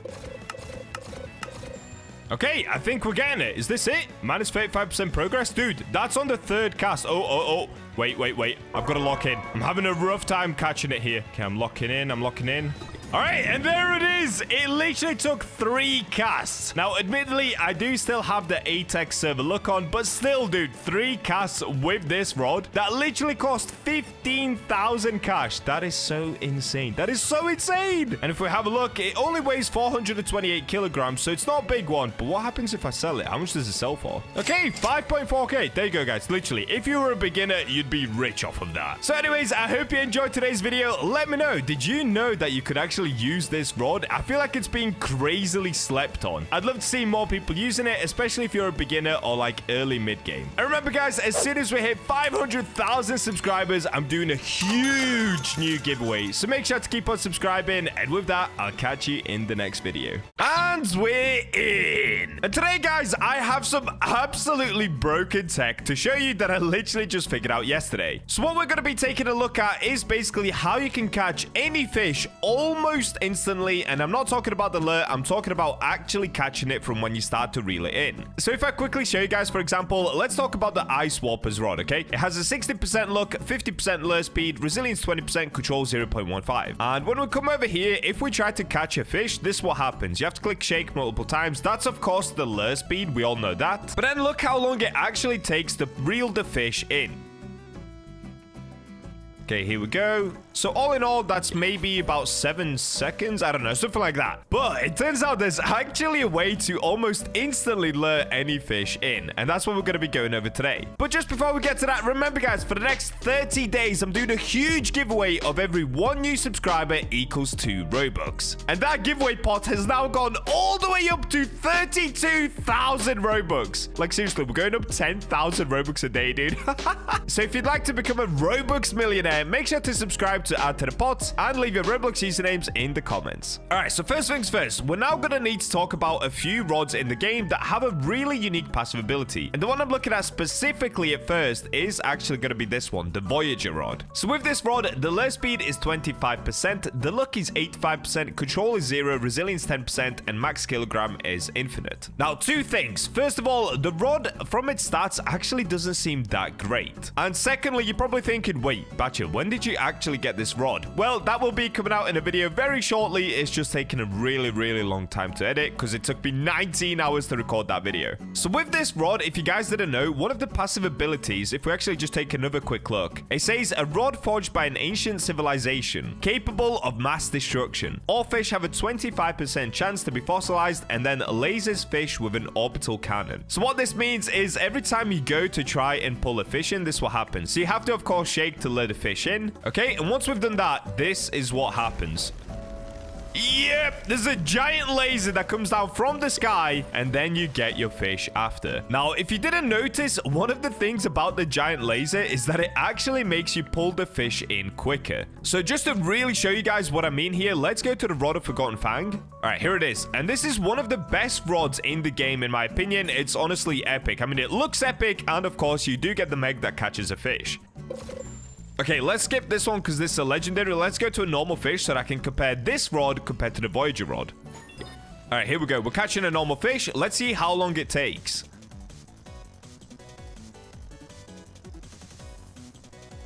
And there it is. And that was for the sweet fish. Now, let's do the exact same thing with the Voyager rod. And I'm going to put the Voyager rod above the Rod of Forgotten Fang so you can see a great comparison. All right, so here we're catching a sweet fish. And just take a look at this. Because of the laser, you actually catch this fish way quicker. So that's going to be the premise for today's video. We're going to be testing out the Voyager rod and a couple of other rods, because if you guys remember, it's not just this rod that has the ability to catch fish quicker. It's also the Trident rod and the No Life rod. But let's kick it off with the Voyager rod. So the first thing we're going to need to do is go over to the Statue of Sovereignty, because there's actually an enchant that nobody ever really talks about. So let's make our way to the Statue of Sovereignty and I'll show you guys exactly what I mean. Okay, let's pay for the token. Let's take the elevator. And here we go. We've made it to Keeper's Altar. So all we're going to need to do is now enchant this rod. Oh, also, by the way, if you guys don't have the Voyager rod, literally get it just for the fact that you hold it here like a sword. It looks like a sheathed sword. It's so epic. Like, no other rod sits like this on your waist. Not as far as I know anyway. Anyways, let's go ahead and now change it to nighttime so that we can enchant the rod. Currently, we do have Clever on this rod, which gives you 2.25 XP after catching a fish. But, I mean, let's be honest. We're level 750. We do not need Clever. All right, here we go. It's nighttime, so let's get enchanting. Okay, we've got Swift. It's pretty cool. Decreases lure time by 30%, but we definitely don't need it. I mean, we actually kind of do need it. The lure speed on this rod is terrible. If you have a look, it's a 25% lure speed, but we'll be able to fix that with some bait. Okay, let's enchant again. This is literally exactly what we're after. What? Okay, steady. Reduces progress loss by 25% when fishing. So if you guys don't know what that means, that basically means that as soon as you start actually fishing the fish out of the water, it will immediately make a 25% increase on the progress loss. Now, I actually worded that kind of weirdly, but instead of me just talking about it, let me go show you what I mean. That might be easier to understand. Okay, we've made it back outside of Statue of Sovereignty. Let me go ahead and put some different bait on. Let's just get seaweed on for now, because a lot of people love to use seaweed. It gives you a preferred look of 35, resilience 10, and lure speed 20. So it won't actually help with pulling the fish in. It just increases the lure speed and it helps with the resilience a little bit. All right, but watch this. As soon as the fish starts to get pulled in, watch how fast we're going to get it now. All right, here we go. Plus 25% progress speed. The laser comes in, and look at this. That's it. By the time that the laser is done, or not even done, we already have the fish. How insane is that, bro? Like, why is nobody talking about this? Okay, look at it again. Let's do the shakes. And now watch this. We've got a swordfish. Okay, I'm not getting it as a perfect catch. I kind of messed up myself there. But boom, dude. That's it. We already got the sailfish, not swordfish. It is so quick, especially if you can master the laser. Like when it's wobbling around, if you can still get it as a perfect catch. This rod is insane. Let's go again. All right, here we go. And there's the laser.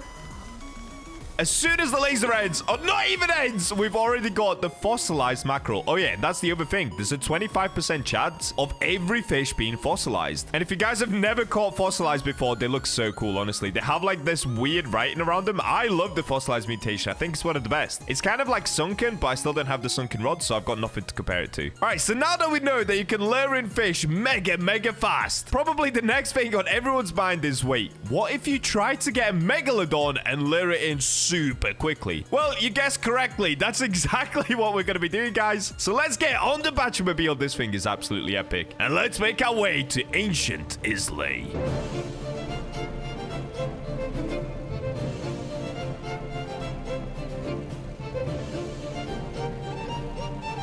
Oh, okay. Whoa! Whoa, I almost died. All right, we're good. We've made it behind Ancient Isle, so let's go ahead and pop a bunch of sundial totems until we manage to spawn a megalodon in. So what I'm going to be doing today is testing out this rod with a bunch of fish. We'll try the megalodon, we'll try the colossal squid, and then we'll also compare it to the no-life rod and the trident rod, because there's a chance that they might be even quicker than this rod, but I'm not sure, so that's exactly what we're going to test out. Like I said, I'm not seeing anybody talk about this, so I just simply had to make this video. All right, well, I'm just going to keep sundial totem popping, and let's see how many it takes until we spawn in a megalodon.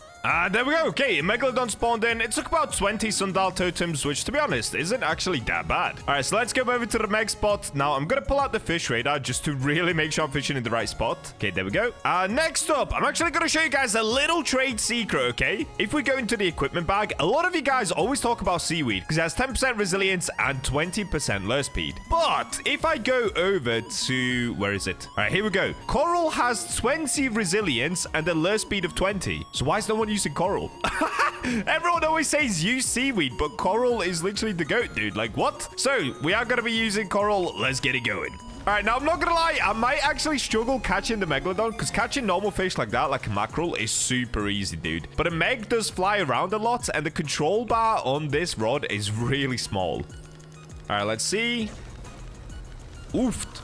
Okay, yeah, I can tell already this is going to be a struggle. So, let me swap off of coral, and let's actually go to an even better one, the deep coral. Now, deep coral gives you a preferred look of -10, but the resilience is 50, dude. So, I've got to use deep coral probably to actually try and catch the megalodon. And I will put Atex look on just to hurry this up, because we've got a long way to go. Okay, I'm out of Robux.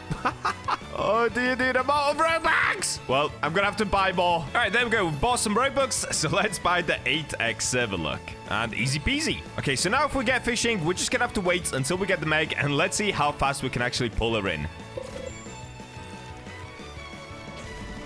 Oh my days, dude. Look how quick this is. It's insane. Okay, that was a fossilized dolphin, dude. Like, what? A dolphin normally takes a little while, but that was so quick.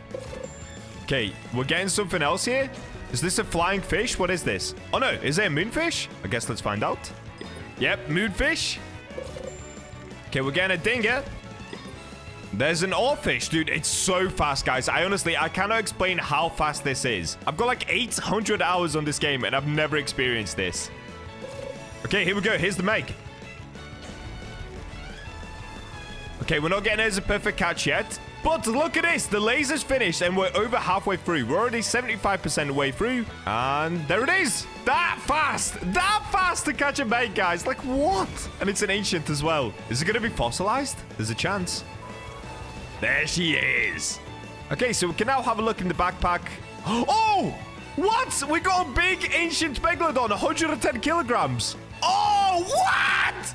This is my biggest ancient I've ever caught. This might actually be my biggest megalodon I've ever caught. Bro, it's massive. What is this? That is huge. All right, this rod is an absolute W. If you get steady on it and use this rod, it is so fast. Like, you guys saw that. That wasn't even a perfect catch, and we got it so quickly. So what I'm going to test next is let's go over and catch a colossal squid. Once we've caught the colossal squid, I'm going to do the same with the no-life rod and the trident rod. I do have a feeling that the voyage rod will be the best for catching fish quickly, but I guess it's all about figuring it out, so we'll see. All right, in order to catch colossal squid, you can literally fish anywhere in the ocean, so let's just get fish in here. Okay, first thing is a bait crate, and it comes in so fast, bro. It's unbelievable.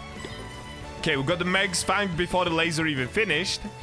And here it is, colossal squid. Okay, let's see how fast. Oh, okay. I'm not getting it as a perfect catch. Let's see. All right, there it is. That was pretty quick, I'd say. I didn't get it as a perfect catch once again, but that was pretty fast. All right, well, I think you guys get the point. This rod is mega fast. So what about the no-life rod or the trident rod? Well, let's go back to the Statue of Sovereignty, enchant them both with the steady enchant, and let's see how quick they are in comparison. And here we go. Statue of Sovereignty once again. Let's get up the ladders, and let's go down to the Keeper's Altar. Okay, we've got a token. Let's take the elevator. All right, so the one that I'm going to start off with is quite a favorite amongst you guys. It's the trident rod. Now, this rod is perfect if you're like a low-level player or even a mid-level player before you get the Rod of Depths. Now, let me quickly change the skin because this skin is ridiculous. Let's go default. All right, that's much better. Let's pull out the enchant relics. Let's get going. Oh, yeah, we need nighttime. Okay, first thing's quality, which is actually not bad on the trident rod, but of course, today we're not testing that. Unbreakable, definitely don't need that on trident. And there it is. Okay, steady. Of course, it's the same thing. Reduces progress loss by 25% when fishing. Okay, now we have to do that before I leave Keeper's Altar. We've got to do that with the no-life rod as well. So let me find the no-life rod. Okay, here it is. Currently, I've got Divine on it, but we're about to change that. Okay, we've got Mutated. All right, there we go. We got steady on the no-life rod as well. All right, so now that we have steady on the no-life rod and also the trident rod, we can now make our way back to Ancient Islay and let's go get another megalodon once again. And here we go. We've made it to Islay. Now, once again, we've got to start popping the sundial totems in order to get the megalodon to spawn. So I'll see you guys once we get the meg out, and let's see just how fast this will be. Honestly, I'm kind of hoping it's not as fast as Voyager Rod because I really thought I figured out something crazy with the Voyager Rod, but I guess we're going to see. All right, here we go. We've got the meg to spawn in once again, and she's over here. So for this one, guys, I'm going to keep the exact same bait that I used last time just to keep it literally as fair as possible. Now, keep in mind, last time we didn't get her as a perfect catch, but let's see how long it's going to take with the no-life rod, and at the end, I'm going to compare all three rods one above the other. Okay, wait, we're getting something here. What's this? See, it's not as fast. It's not as fast. It did one slash, but I swear it was still a lot slower than the Voyager Rod. Okay, let's have a look here. Yeah, dude, it's not as fast. I can already tell because it's not actually doing that many slashes. Maybe Trident Rod will be better. But wait, can you even use a Trident Rod to get Megalodon? I don't think you can. Okay, let's go Flying Fish. Now we're getting a Sawfish. Come on, keep Meg. Keep Meg. And here she is. Wow, okay. All right, so let's see. How long is this going to take? By the way, this one so far is a perfect catch. And it already seems a lot slower than the Voyager Rod. It did one slash. Will it do another slash? No.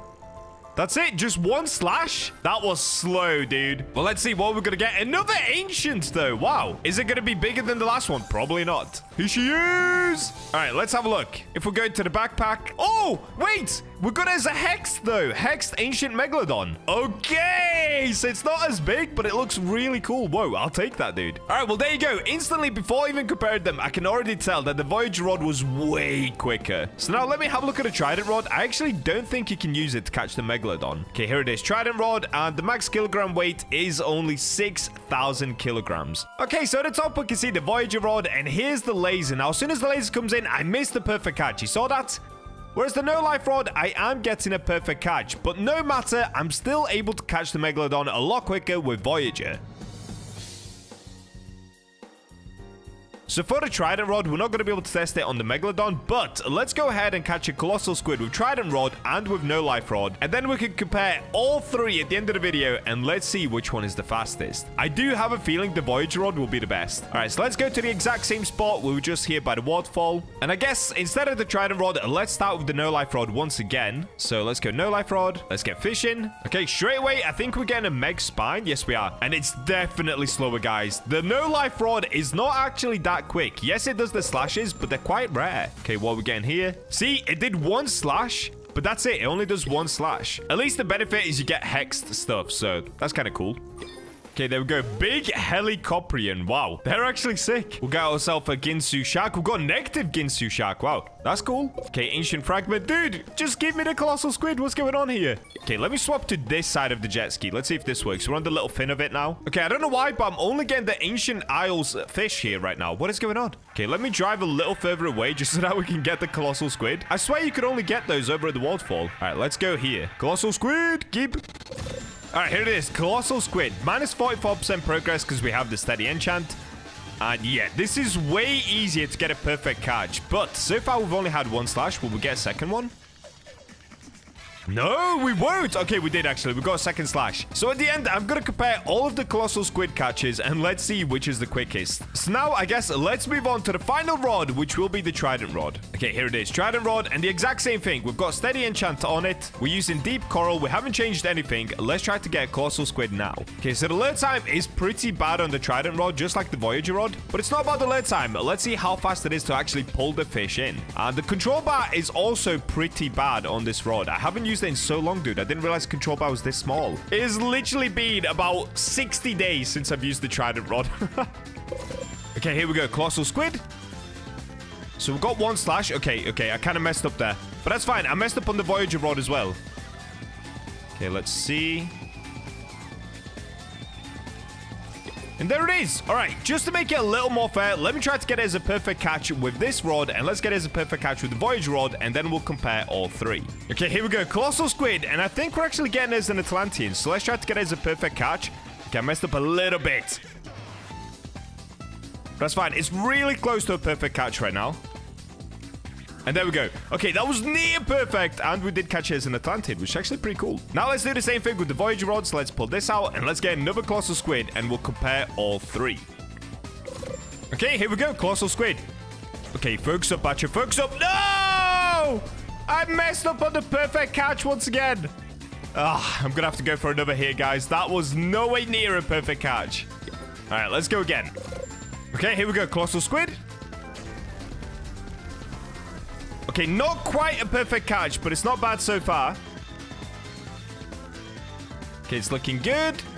And there it is. Okay, so that wasn't even a perfect catch, but you know what? It will do, because it's kind of realistic as to how it would be when you're using this rod. Because, yeah, the resilience on this rod isn't great, and obviously, it's just kind of never going to be that good. So let's now go ahead and compare the three Colossal Squid catches, and let's see which one was quicker. Now I've got a comparison of all three, Voyager, Trident, and No Life, and as you can see, Voyager and Trident are actually very, very close, and I do miss the perfect catch on both of them, but the Voyager finishes off, and the Trident follows straight away, and No Life Rod isn't too far behind. But even though that the Voyager Rod and the Trident Rod are almost the same, the Voyager Rod is just that tiny bit quicker, the Trident Rod, of course, cannot catch a Megalodon. So as a last test, let's compare one thing. Let's compare the Voyager Rod with Steady to my favorite rod in the game, which of course is the Rod of Forgotten Fang. So what I'm going to do now, guys, I'm just going to spawn in another Megalodon, catch it with the Rod of Forgotten Fang, catch it once again with the Voyager Rod, and hopefully get a perfect catch. And then let's compare the two of those just to really see the difference between a casual normal player using a normal rod and somebody using a Voyager Rod with the steady enchant. Okay, I'm gonna get spamming the sundial totems and I'll see you guys once we spawn in another Megalodon. All right, there we go. That was actually super quick. So I've spawned in the Megalodon. Let's go ahead and spawn in another boat and let's get it. So for the last time, I will put on 8x look again. Dude, I wasted so much Robux on this 8x look, but you know what? It's fine. And we do actually have 2 Eclipse totems. You know what? I've not used an Eclipse in a long time to try and get Megalodon. I don't know if it helps with catching the Phantom Meg, but I guess let's try. So let's make it daytime. All right, here we go. Eclipse totem. Easy peasy. Now let's get the Meg.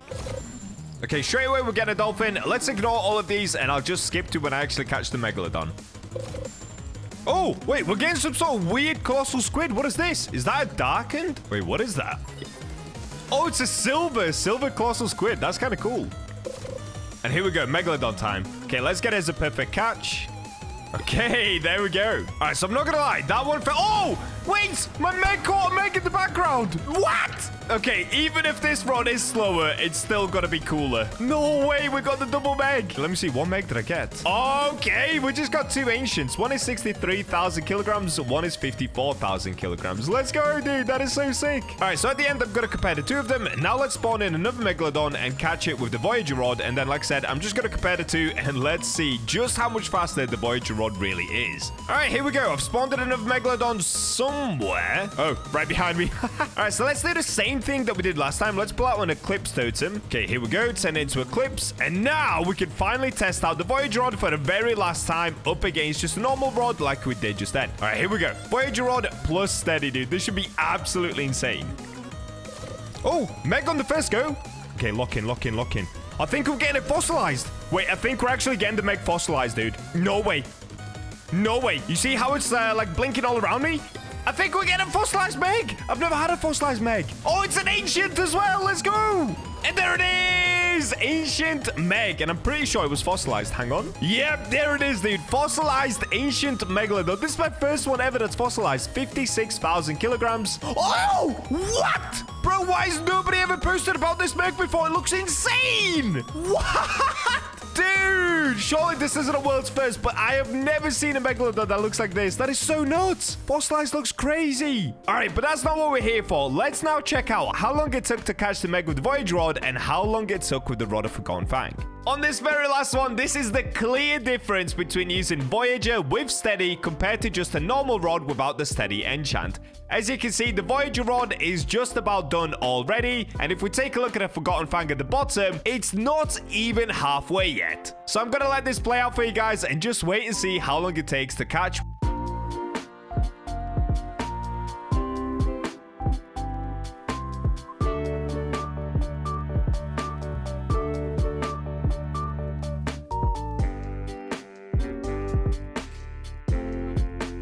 Well, there you go, guys. That literally proves just how overpowered this rod is if you're using the steady enchant. Hope you guys enjoyed today's video. If you found it really informative and you want to try it for yourself, get yourself the Voyager rod and put the steady enchant on it. And make sure to subscribe, as for every 1 new subscriber, I'm adding 2 Robux to the giveaway pot. And with that, I'll catch you in the next one. Fisch has just added a new special rod into the game specifically made for content creators. It's called the Clickbait Caster Rod, and it comes with this little epic guy right here.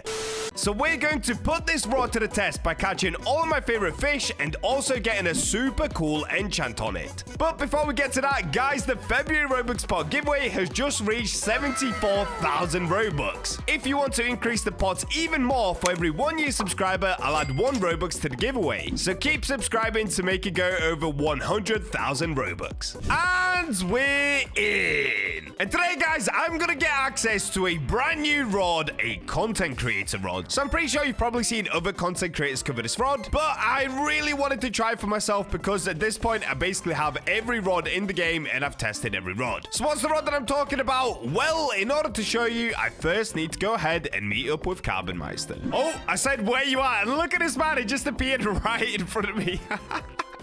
I forgot he could do that. All right, so we're in Carbon's server. It said, well, this is odd. So he's now going to be able to give us... There it is. Okay, you have unlocked the Clickbait Caster Rod. There you go, good sir. Go make some nice clickbait. All right, thank you very much, Carbon. Back to the video. All right, we're back into my private server. We've secured the rod. Let's take a look at it. So if we're going to equipment... Hey, where is it? Where is it? It should be on the sea. Oh, there it is. Okay, Clickbait Caster. So let's take a look at the stats first. The lure speed is 50%. Okay, not great, but not terrible. Luck is 225%. Control 0.25. Resilience 30%. Wait, that's actually a really high resilience. And infinite max kilogram. Down here it says lights, camera, action, now bite already. What? Oh, wait! What? I didn't know that I get a little ghost dude like Rod of the Depths. Wait, that's so sick. Oh, and it makes a sound as well. Okay, the sound could get a little annoying. Can I mute the sound somehow? Oh, no. Okay, the sound might get annoying, but if I wear it like this, it doesn't make any sound, so that's fine. So let's check out this rod. First of all, we've got like a little YouTube logo here. We've got Fish Prod. What else is there? Is that it? Other than that, as you can tell, it is just a giant, like, old school camera with a fish recorder on top. So, without wasting any time, let's check out this rod and see how good it really is. Currently, I've got the coral bait on, which increases our lure by 20%. All right, let's have a look at this. Oh, the control is nice. What was it? 0.25 control? Yo, wait, the sound is sick. It makes like a camera shutter sound. All right, well, in order to test this rod truly, I'm gonna go ahead and catch my favorite fish today. This, of course, includes the Kraken. We might even go for a love storm eel if we can find one. And most importantly, of course, a megalodon. But before we get to all that, guys, let's go ahead and enchant this rod quickly. So, let's make our way over towards Statue of Sovereignty. And let's get enchanting. All right, let's pay the scammer man Cole and get down towards Keeper's Altar. There you go, Cole. Take my money. I honestly hate that guy. Dude, I'm not gonna lie. This rod looks so sick, though. Like, just having it on my back. I love it. It makes me feel like an actual content creator. All right, it is currently nighttime, so let's go ahead and pull out some enchant relics. So the enchant I'm gonna be looking for here is just gonna be hasty. Okay, we've got control. Oh, wait. Wait. Okay, before I go to hasty, let's check it out with controlled, because the bar size could be massive now. It's not gonna be the biggest one in the game, but still, this should be really big now. Oh, yeah, look at this. It's huge. Dude, the sound effect it makes as well is so sick. Oh, you know what else we should test out? We should test out Wormhole, because it's basically like Rod of the Depths with the ghost. And using Wormhole and Rod of the Depths is one of the coolest experiences ever, because this little ghost dude right here basically catches any fish from anywhere. But anyways, though, let's go for hasty for now. Okay, we've got mutated. We don't need it, because I don't think this has any sort of a passive other than the ghost. Oh, no!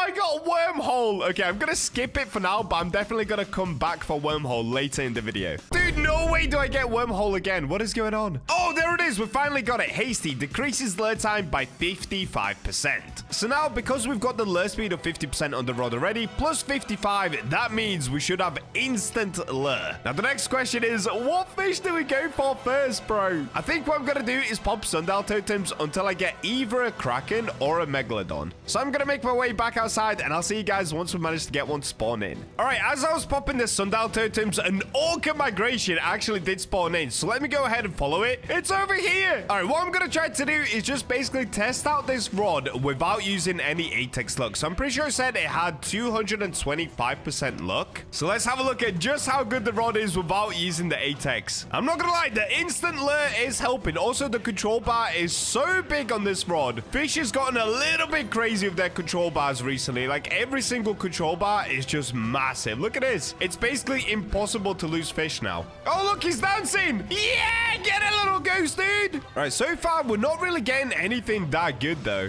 All right, let me have a look. What do orcas actually like? I have no idea. Type in orca. Well, does it not come up? All right, here it is, orca. Oh, they want shark head. Okay, easy. Do I have shark head? Yeah, okay, we got 800 shark head bait. So let me get back towards the orcas. Come on. Ah, still no orca. Okay, we're getting a moonfish now. Ah, look at the ghost, dude. He's sitting. Not even worth clickbait. Hey, I am using the clickbait rod after all. It counts. That's fine. I hate this little guy. All right, guys, this is not looking good. The finish line is just there, and I still don't have an orca. Come on, bro. At least hook one. This rod is meant to have 225% luck. All right, I've got one more chance before they disappear. Come on, please. Nah, it's a common. All right, well, test number 1 of the rod. It doesn't seem to be that good. I don't know. It was meant to have 225% luck, but apparently not. Well, I'm going to get back to sundial totem pop in, and let's see if we can get a Kraken or a Megalodon in here. And there we go. There has been a Kraken spotted at Atlantis. All right, let's make our way there, guys. How do I get there? I've kind of forgotten. All right, yeah, Grand Reef. All right, we've made it down into Atlantis. Of course, we've got to get down to the Kraken pool. So I'm going to need my diving gear and super flippers. Let's go. Oh, wait. Tiebreaker. Okay, now let's go.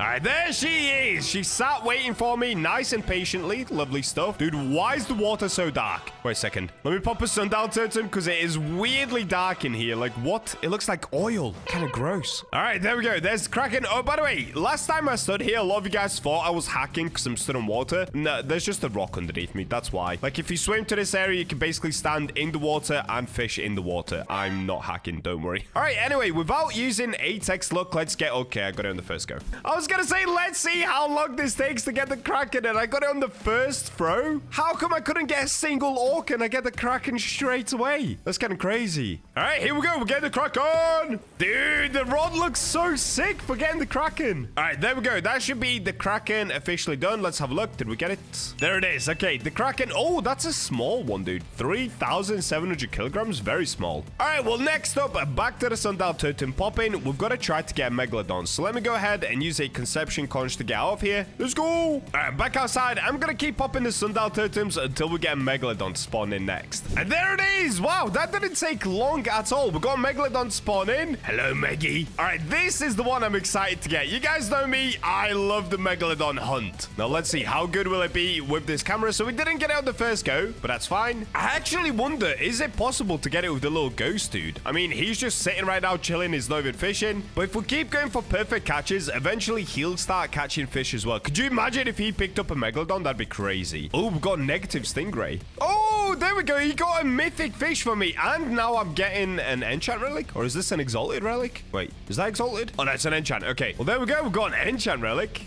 Hey, look at him go. What a little legend. Wait, he just said, yo, editor. Wait, what did he just say? Can we get a rewind on that? Did he just say, yo, editor, add some epic music to this? What? Did they copy my line? Did they copy the Bacha line of saying, yo, editor, add some epic music? Nah. Fish, I'm sending you a copyright strike, dude. That is so sick. Thank you, devs, for putting that in. That's surely going to be from my video. Oh, wait, did he just catch a fossilized? That's sick. Did he get fossilized? What did he just get? Editor, add some fire effects to this moment. That's so cool, dude. All right, so far, still no Megalodon, though. We do just keep getting comments at the moment, and now I'm getting a sea pickle, and this dude's sleeping. Oh, there we go. Okay, we're getting the Megalodon. Chat, am I being trolled? No, we're not being trolled, bro.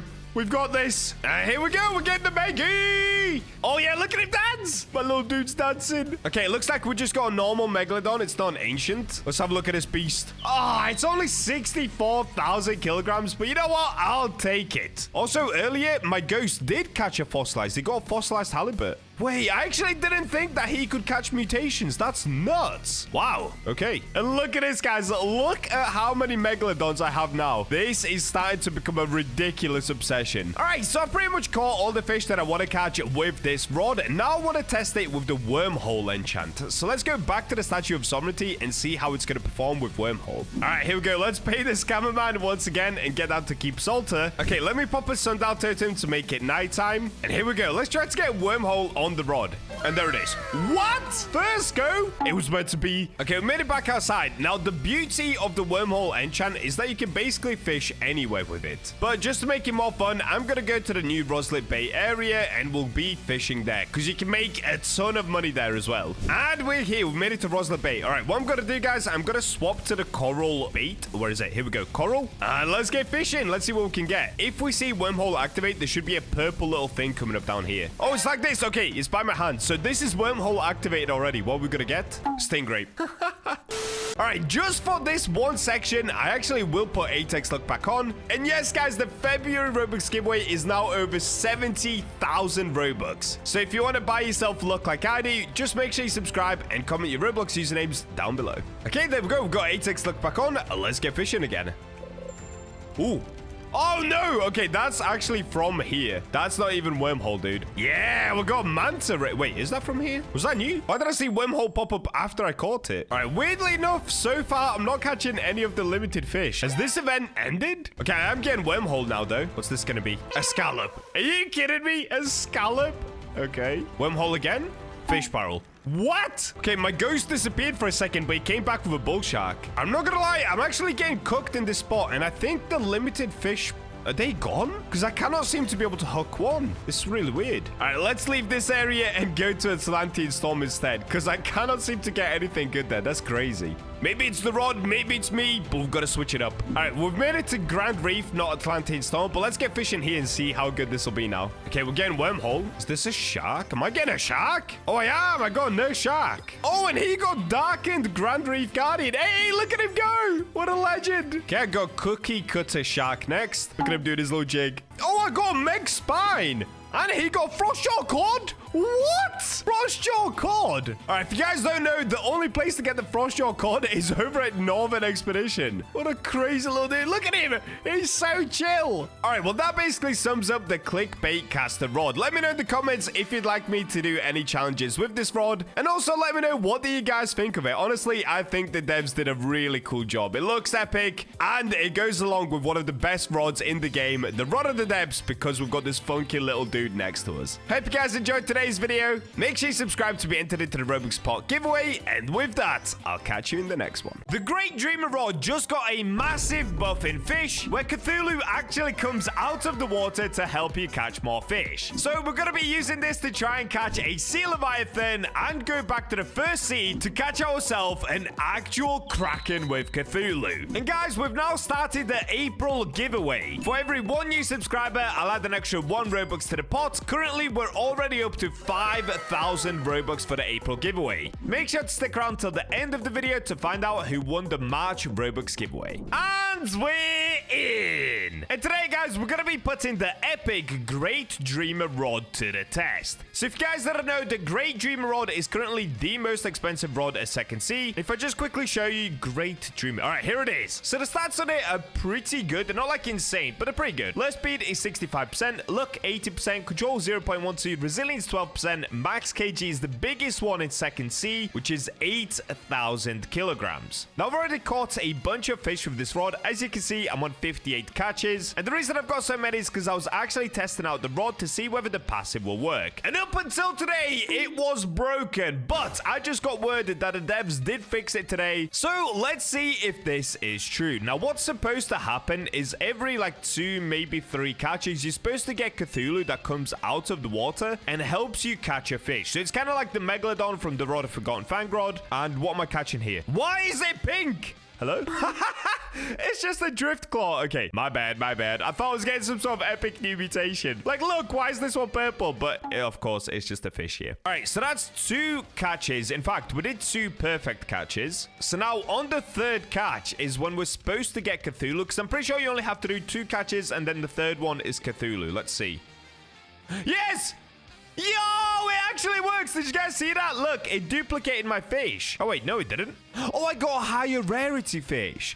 Oh, yo. Okay, so it's exactly the same as Rod of Forgotten Fang, but instead of a Megalodon coming out to help you catch a higher rarity fish, instead, it just ends up being Cthulhu. Bro, that is so sick, though. No way that actually now works. That is so cool looking. All right, in that case, what I'm going to be doing today with this rod is, actually, it's going to be a couple of things. Number 1, we're going to be starting in the Second Sea. I want to see if we can catch a double sea leviathan. And then number 2, we're going to be taking the Great Dreamer Rod back to the First Sea to put an enchant on it and also catch a really epic fish from the First Sea. So first things first, let me get spamming the sundial totems and let me try and get the sea leviathan spawn in. Now, I'm not going to lie to you guys, this can take some time. The last time I got one spawn in, it took me 100 sundial totems. So instead of wasting your time, I'm just going to get back to you once I manage to get one spawned in. Keep an eye on the sundials. We're currently on 2,028 sundial totems. Let's see how long this takes. No, I wasn't recording audio. All right, guys, I'm back. The sea leviathan finally spawned in. My bad, I didn't record my audio. And look at this. Okay, we got the Cthulhu. As you can see, it took an hour. I have 1,816 sundial totems left. I did put the 8x look on because I am not waiting another hour just for another sea leviathan, bro. They seriously need to make these easier to spawn in. That's crazy. All right, let me go ahead and lose this fish because I think it has to be 2 perfect catches, and then the 3rd one is Cthulhu. Okay, that's 1. Give me 1 more. more, and then we just have to wait until we get the sea Leviathan hooked. Okay, that's 2. Come on, bro. All right, I'm right on top of his head. Surely this is now gonna work. No, we got the mythical. Dude, I actually wonder if I catch the mythical, do we get the sea Leviathan? I have no idea, but I'm not gonna risk it because there's a chance we'll maybe just get an exotic like the X-ray Tetra, something like that. I'm gonna let everything go until we hook the Leviathan. Bro, I cannot believe this took 1 hour to spawn in. You guys probably don't even believe me, but look at how many sundials I used. I used like 200 sundial totems just to get it spawn in. That is so crazy. What a waste of time. Actually, it's not waste time. I want to see Cthulhu catch sea Leviathan. All right, I'm gonna stop yapping. Let's lock in. Dude, I'm not gonna lie, we're actually getting cooked. All that I keep getting is commons. I swear, bro, if the sea Leviathan disappears... Oh, no, please. Please! It's actually going pretty far. I'm not gonna lie. It's literally going through the whole map. I didn't realize it goes that far. That's kind of crazy, dude. Oh, no! That's not it, is it? No! Look at this! Oh, what is this little squiggly blue thing? I'm actually panicking. I'm actually mega panicking right now. Come on, Leviathan. Yes! Is this it? No!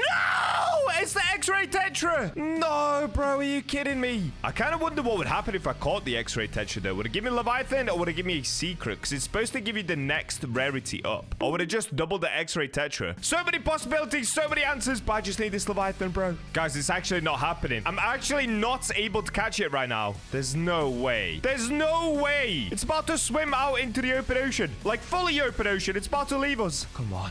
No! Look, I can't go any further. Oh, no. Oh, no. Please give me it. Please. It's swimming away from me. I actually can't go any further. I have reached the end of second sea. No, no, no, no, no, no, no. All right, I need to get fish radar on. I need to see how long I've got left. Okay, radar. Uh-oh. I have like 2 attempts left. No. No, sea Leviathan. Come back. Come back. No, guys. No. No. It actually left. No. Why, sea Leviathan? Let me out. No, that's insane. Bro, I'm not even over dramatizing this. Like, that literally took me over 1 hour just to spawn in. I used over 200 sundial totems and now I've got to do it all again. Oh, man. I thought this was going to be an easy, nice video. This is crazy. They seriously need to make it way easier to spawn in sea Leviathan, or it should at least pop up saying when it's spawned in, because I probably wasted some time just trying to find it. That's so crazy, dude. Well, on to the next. No way! Finally! No, guys, you have no idea. Look at this. I'm down to 1,400 sundial totems. All right, let me get 8x luck back on. That is crazy! It took me 3 hours just to spawn another one in. In total, I've been popping sundial totems for 4 hours just for 2 sea Leviathans. Devs, please fix the sea Leviathan, dude. That is insane. I didn't realize they're like that rare. Anyway, let's go ahead and do 2 perfect catches here, and then we'll try to get the sea Leviathan. Hopefully this time we get it before it disappears as well. That would be a nightmare. Dude, if it disappears again, I quit. I actually quit. Okay, that's not a perfect catch. Does that still count? Let me do a 3rd catch just to check. I don't know if it has to be 2 perfect catches or just 2 catches. Oh no, wait, this actually might waste a minute. You know what? Let's just do it. I need to find out. Okay, so this is the 3rd catch. Oh, it doesn't have to be a perfect catch. All right, well, what I need to do now is wait for 1 minute, because if you guys didn't know, Cthulhu only pops up after every minute. So, like, if you get him once, you have to wait another minute before you get him again. And let's actually test this quickly. It could be broken. You never know. It could actually be broken. So let's try to catch 3 fish and see if it works. It probably won't. Okay, that's 1. Blighted warty angler. That thing is ugly, dude. Okay, that's 2. Here's the 3rd catch. It could be Cthulhu. It shouldn't be Cthulhu, though. Okay. Oh, wait, it's working? No way. Okay. No! I got the sea Leviathan. No! I've got to let it go. Okay, apparently this rod is currently broken. Wait! Guys, that means this rod is actually insane. No. No way that actually works. What? All right, let me go ahead and do 1 more catch, and then we're going to go for the sea Leviathan, because apparently the Cthulhu just keeps spawning in. All right, we've done 2 catches, so the next one needs to be the sea Leviathan. Bro, this is insane. This is actually insane. Please let me get it. Look at him swimming through the island. That's so crazy. Oh, am I getting him? Oh, no, that's the X-ray Tetra. Oh, I'm getting him. And it's blighted. No way. All right, let's lock in here, guys. We're getting a blighted sea Leviathan. This is going to be a world's first. We actually got to get a world's first blighted sea Leviathan. Oh, wait, I'm losing him. I'm not paying any attention. Oh, no. Oh, no, no, no, no, no. I'm not paying any attention. Oh, no, guys. Oh, no, guys. No! I actually lost it. All right, I need to make this easier on myself. No way did I lose it. No way did I lose it. No, no, no, no, no, no, no, no, no. No, no, no, no, no. I'm gonna have a panic attack. If I don't get it now, I just lost a blighted sea Leviathan. That could have been a world's first. Oh, no, dude. This is actually stressing me out, dude. I waited 3 hours for this, and then I messed up twice. No! Oh, no! No, no, no, it's the Tetra. Dude, I actually messed up just because I decided to take it for a joyride. Oh, I got it again. I got it again. Okay, it's not blighted, but to be honest with you guys, I literally don't care. All I want to do is catch the sea Leviathan at this point. Okay, I'm not even going to move. I'm not going to mess about. I'm not going to drive it to any sort of weird location. I'm just going to stay locked in. Actually, that's not true. I'm driving it. Let's go. Let's go. I'm feeling confident. Where should I take it? Should I take it to Cursed Shores? Let me go to Cursed Shores. Do you want to meet Cthulhu twice, buddy? One of them at Cursed Shores, one of them from my rod. This is taking so much more concentration, trying to drive towards Cursed Shores and catch it at the same time. Why am I doing this to myself? This is like multitasking on another level, bro. Oh, no. Oh, no. I'm messing up. I'm actually messing up. Oh, look at it. I pulled it out of the water. It's out onto the shore. Oh, yeah, dude. We're starving it of oxygen. Okay, let me park right under the bridge. Oh, I wonder what the animation is going to do if I park up right here. Okay, this is a perfect spot, exactly where I am. Now I need to lock in because I keep losing progress here. Look at it just parked up on the side. All right, here we go. We actually got it. Where's the animation? Okay. Oh, here it is. Yo, that actually looks sick. No, that looks sick. Yeah! That looks so epic with the moon in the background. It looked insane. Wait, did Cthulhu catch it? See... What? Cthulhu didn't even catch it. Did I do something wrong? What? Let me have a look. If Cthulhu comes out now, I might have miscounted. I didn't do it, right? I did 2 catches. Did I miscount? Did I seriously waste 4 hours just to miscount? Surely not. All my days I did. All my days I actually did. Oh, wait. Oh, wait, no, that's the exotic. No, bro.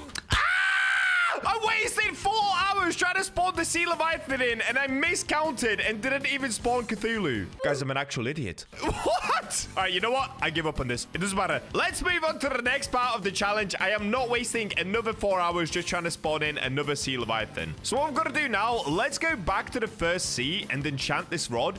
I did not realize that you can keep spawning into Cthulhu constantly. In fact, let me show you guys this. Oh, wait, they changed it. Okay, I didn't do anything wrong. Apparently, they changed it. Look at this. So with the Great Dreamer rod, the ability is it summons Cthulhu to swoop down and catch a fish for every 2 to 4 catches. It used to be just every 2 catches, with a 5% chance to apply the Cursed Touch. I didn't realize there's a new mutation as well. All right, in today's video, we're not going to be going specifically for the Cursed Touch, but if I wanted to really lose my sanity, I would try get the Cursed Touch Sea Leviathan. Not today, Satan. Not today. That would literally take me so long because these sea Leviathans only spawn like once every 3 hours. It's insane. I literally use 600 sundial totems just to get 2 of them. But what we can do for today is make our way back to the first sea, enchant the rod, and go for another very special fish. Sea traveler man, take me home. All right, we made it back to the first sea, so of course we've got to go for the OG BachaMobile. Now next up, we've got to go to the Statue of Sovereignty because I want to enchant this rod. I honestly, guys, I didn't realize Cthulhu comes out that often. When this rod first released, it was basically on every 3rd catch Cthulhu would come out, but then there was a 1 minute cooldown on the rod, so Cthulhu only came out once every 1 minute. But the rod was broken anyway, so even then, that feature didn't work. But now it works! So if you guys don't have this rod yet, I highly recommend you get it. And here we go again. Call the Scammer Man. It's nice to see you once again, bro. I wonder if we're gonna run into your brother in the 2nd sea at some point. Will he scam me as well?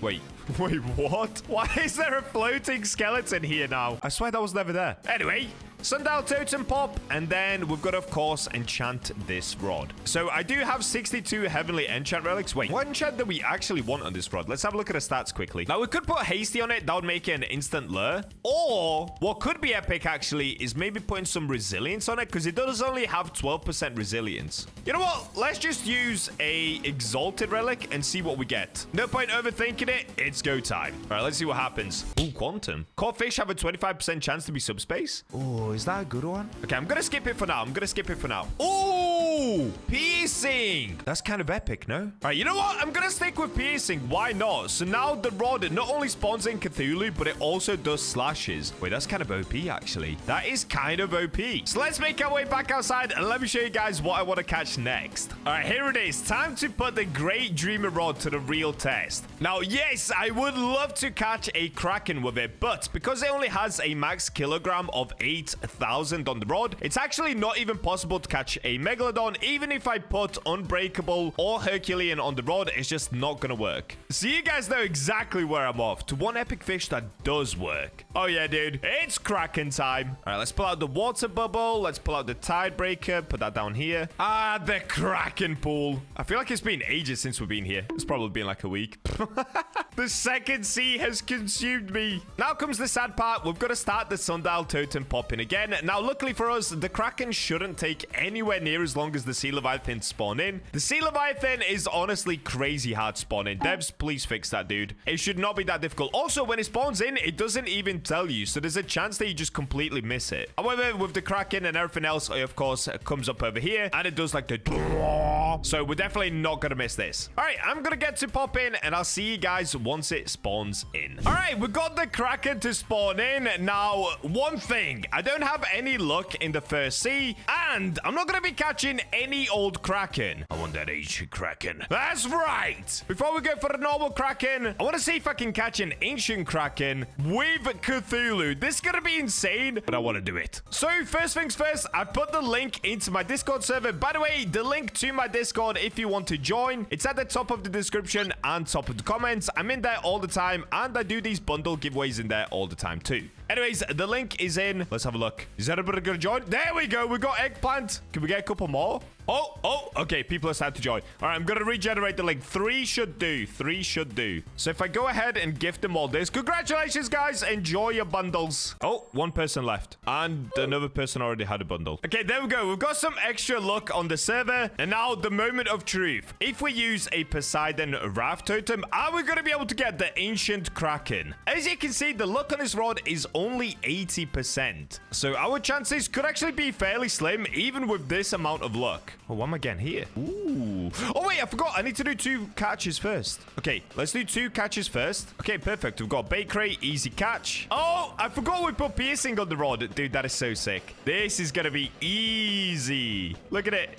Piercing away. Okay, so now I just need to keep going until I actually get the Kraken. Come on. Please give me ancient Kraken, dude. Please. Oh, wait, you know what else I could do? I could put Aurora on. I always forget about Aurora. Okay, let me use another sundial totem. Oh, no, that's the normal Kraken. No, go away, normal Kraken. Wait, no, I don't want to use Aurora. Okay, wait, I completely forgot. If I use Aurora, that's actually going to make it way harder to spawn in another Kraken after. Oh, wait, what is this? Get an enchant relic? Okay, Cthulhu didn't spawn anyway. All right, let's keep going. That's fine. That's fine. Guys, I don't think I'm going to be able to get it. Yeah, look at that. I know my timings. All right, you know what? I'm gifting out more bundles. I actually don't care. I want to catch the ancient Kraken. All right, put it in Batch's pond. More bundles. Come fast right now. Let's see who's going to join, dude. All right, we've got one. Mr. Bobic. All right, there we go. We've got 264 X luck now. We've got the ancient Kraken again. This has to be it, right? I just want to see Cthulhu come out in the animation. That'd be so sick. Oh, dude, I'm going to have to switch up bait. I've actually got some perfect bait for this. Golden Tentacle. Yeah. Let's get it. Golden Tentacle has a pretty high universal luck. It's got a good lure speed, which means I don't have to do any shakes. The only thing I'm missing is the ancient Kraken. Ah, I got the normal Kraken. We've only got about 3 minutes left, maybe 2 minutes left before the Kraken disappears altogether. So we've got to be quick. Oh, I got Kraken again. All right, forget Kraken again. I'm just going to have to catch it because I'm pretty sure the Kraken altogether is about to disappear. No! It disappeared. Oh, man. All right, let me catch this random fish and then we'll go back on the Kraken hunt. How unfortunate is that, dude? Oh, wait. We didn't get Cthulhu that time either. Okay, wait. We've done like 4 catches, no Cthulhu. That means on the next one, it's definitely going to be Cthulhu. Okay, that's chill. Well, I'll see you guys once we get the next Kraken once again. Finally, we got another Kraken. Dude, I don't know what's going on today, but my luck with spawning stuff in is just so minimal. It's just not working. Anyway, let's go go ahead and skip. Oh, wait. Wait, no, I left the server. Oh, I forgot. All right, so guys, I ended up leaving the last server because I basically spent like another 45 minutes trying to spawn a Kraken in, and it just didn't work. So what I've got to do now is do another like few catches and just see if we can get away with not getting the Cthulhu up until about the 4th or 5th catch. Oh, we got it already. Why was he like full grass type as well? What was that? All right, this is the second catch. Let's do 3. If we can avoid getting him on the 3rd catch, then we should be okay. Then it's basically like a 50-50 whether we're gonna get him or not. Okay, no Cthulhu. Should I do one more? You know what? I'm gonna do one more. This is getting a little bit crazy, but I just want to try it because then it basically guarantees Cthulhu otherwise. Ah, he spawned in. Rip.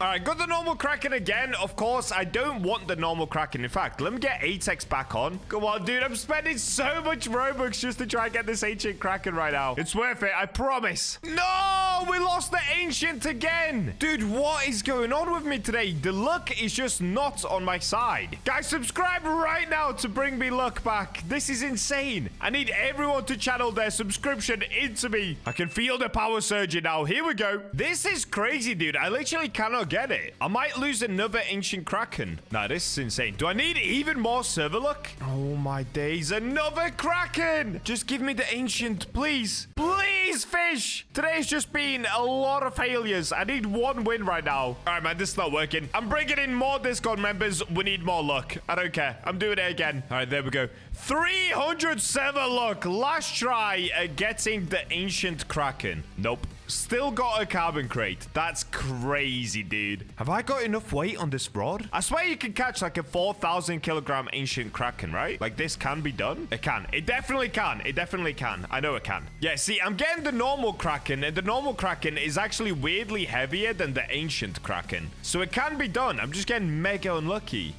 Wait, no way. I've just had a look. Apparently the lowest kg is 10,000 kilograms for the ancient Kraken. No. Are you kidding me? Bro, I thought it was 4,000. Okay, guys, I cooked myself. I'm sorry. I've actually been wasting my time this whole time. No! Why do I keep doing this to myself, bro? I've done this so many times where I just don't check the kg. And now I can't even catch the normal Kraken. Oh my days. I literally just wasted like 6 million on Poseidon totems. And I wasted even more on Robux. Lesson learned. Always check your kg on the rods and the fish you're trying to catch before you try to catch it. Oops. Bro, I've done that so many times. Oh, and the Kraken disappeared. All right, I've got to lock in here. I've got to make sure I get it. The piercing is helping a lot, though. I'm glad I've got piercing on the rod. Now, yes, I could have got Unbreakable or Herculean in order to catch the ancient Kraken. But honestly, at this point, I don't even care. Just give me the normal Kraken, dude. It makes no difference. I just want to see the cutscene. The cutscene for the ancient Kraken and normal Kraken is the exact same anyway. Wait, we're gonna see Cthulhu? What? No Cthulhu? No, you're kidding me, dude. We didn't even get Cthulhu. That's crazy. Did I actually not even get Cthulhu? Let me check my Krakens. Okay, if I scroll down, I didn't even get Cthulhu. I just got a big Kraken. What? All right, wait. That's actually not a terrible thing, though, because that means on the next one, I'll 100% get Cthulhu. So all I've got to do, guys, is spawn in yet again another Kraken. I'm not going to go for the ancient Kraken because you can't catch it unless you have Herculean or Unbreakable on this rod. My bad. Honestly, I just wasted everyone's time there, dude. All right, I'll see you guys once I get another Kraken. We got another Kraken, and this time I am not messing up, guys. Here we go. This is what you've waited for. Kraken and Cthulhu at the same time. This is actually going to be kind of epic. We've still got the 300x server luck, even though I definitely don't need it. 300 is a crazy amount just to get a normal Kraken, I can't lie. Yeah, here we go. Okay, we're getting the Kraken. Dude, putting piercing on this rod is actually pretty goated, I can't lie. I feel like piercing, steady, or getting maybe like mystical on this rod is kind of what you want. I don't know, play around with the enchants for yourself, guys. For now, I've gone with piercing, and to be honest, it's pretty sick. It's actually working nicely. Anyway, here we go. Do we see Cthulhu anywhere? What? What? Where's Cthulhu? Nah, that's crazy. That's actually crazy. I didn't get Cthulhu again. Or did I? Let me have a look. Nah, I just got one Kraken again. Can you not catch the Kraken with Cthulhu? Hang on. Let me try to do one normal catch here. I swear, if I get Cthulhu now, I'm going to crash out. Ah, what? This is weird. All right, there's Cthulhu. Grassy Squidward, where were you when I needed you, buddy? All right, what I'm going to do, guys, I'm going to try to line it up so I get Cthulhu on the 5th try and then go for the Kraken again. I'm not going to give up until I catch the Kraken with my Cthulhu, dude. This is crazy. How did this day turn into such a crazy challenge day? This was meant to be an easy video. Oh, man. All right, I'll see you guys once we get the next Kraken yet again. All right, I managed to get another one. That actually only took about 10 minutes. But on this next go, once we get the next Kraken, I should get Cthulhu. It's basically a 50% chance that I end up getting Cthulhu. And here we go. I guess we're about to find out because I've got the Kraken hooked. I'm actually getting as a perfect catch so far as well, which is pretty cool. Maybe we'll get more XP. Oh, wait. I forgot that max XP in the first sea. All right, doesn't matter. Doesn't matter. And I didn't get his perfect catch. All right. You know what? Just show me Cthulhu. That's what I came for. All right, try to spot Cthulhu, guys. Try to spot Cthulhu. Are you kidding me? Are you actually kidding me? There's no Cthulhu? Is it just not a thing? Can it not catch the Kraken? I'm so confused, man. Yeah, it only caught one Kraken. Wait, if I try again, am I gonna get it on the next go? If I don't get it on the next go, that means that it's impossible to get the Kraken with Cthulhu. Oh, it didn't work. Whoa, okay. I just discovered something crazy. So, apparently you cannot get the Kraken with Cthulhu, because basically just then I lined it up so that it was a 50% chance that we get Cthulhu on that catch. On the Kraken catch, I mean. And we didn't get it, which meant that on the last catch on that box that I did just then, it should have been 100% chance of Cthulhu. And once again, we still didn't get it. Well, I guess that's the Great Dreamer Rod for you guys. Make of it what you will. To me, it's pretty cool. It's definitely way better in the second seed than it is in the first seed, just because it doesn't have a high max KG. It's not got crazy luck. It's not got crazy resilience. So in the first seed, it kind of sucks. But in the second seed, this thing is super OP. Like, I'm kind of thinking, do I put double XP on it? Maybe I put double XP on it and just see if I can hit max level really quickly. And now for the moment you've all waited for. Who are the March Robux giveaway winners? Our first winner is Raids LOL. Congratulations, Raids. You're going to win yourself a bunch of Robux. Oh, by the way, I forgot to mention, I'm going to be splitting the full prize between 3 different people. Because let's be honest, getting over 200,000 Robux for one person is kind of crazy. So our second winner is Coolen. Congratulations, buddy. And our last winner, but still an epic winner, it's going to be Blox B1. Congratulations, you 3. I'll be adding you on Roblox to send you the Robux. Make sure you guys do subscribe to increase the prize pot for the April giveaway. And of course, comment your Roblox username so that you can become the next big winner. And with that, I'll catch you guys in the next video.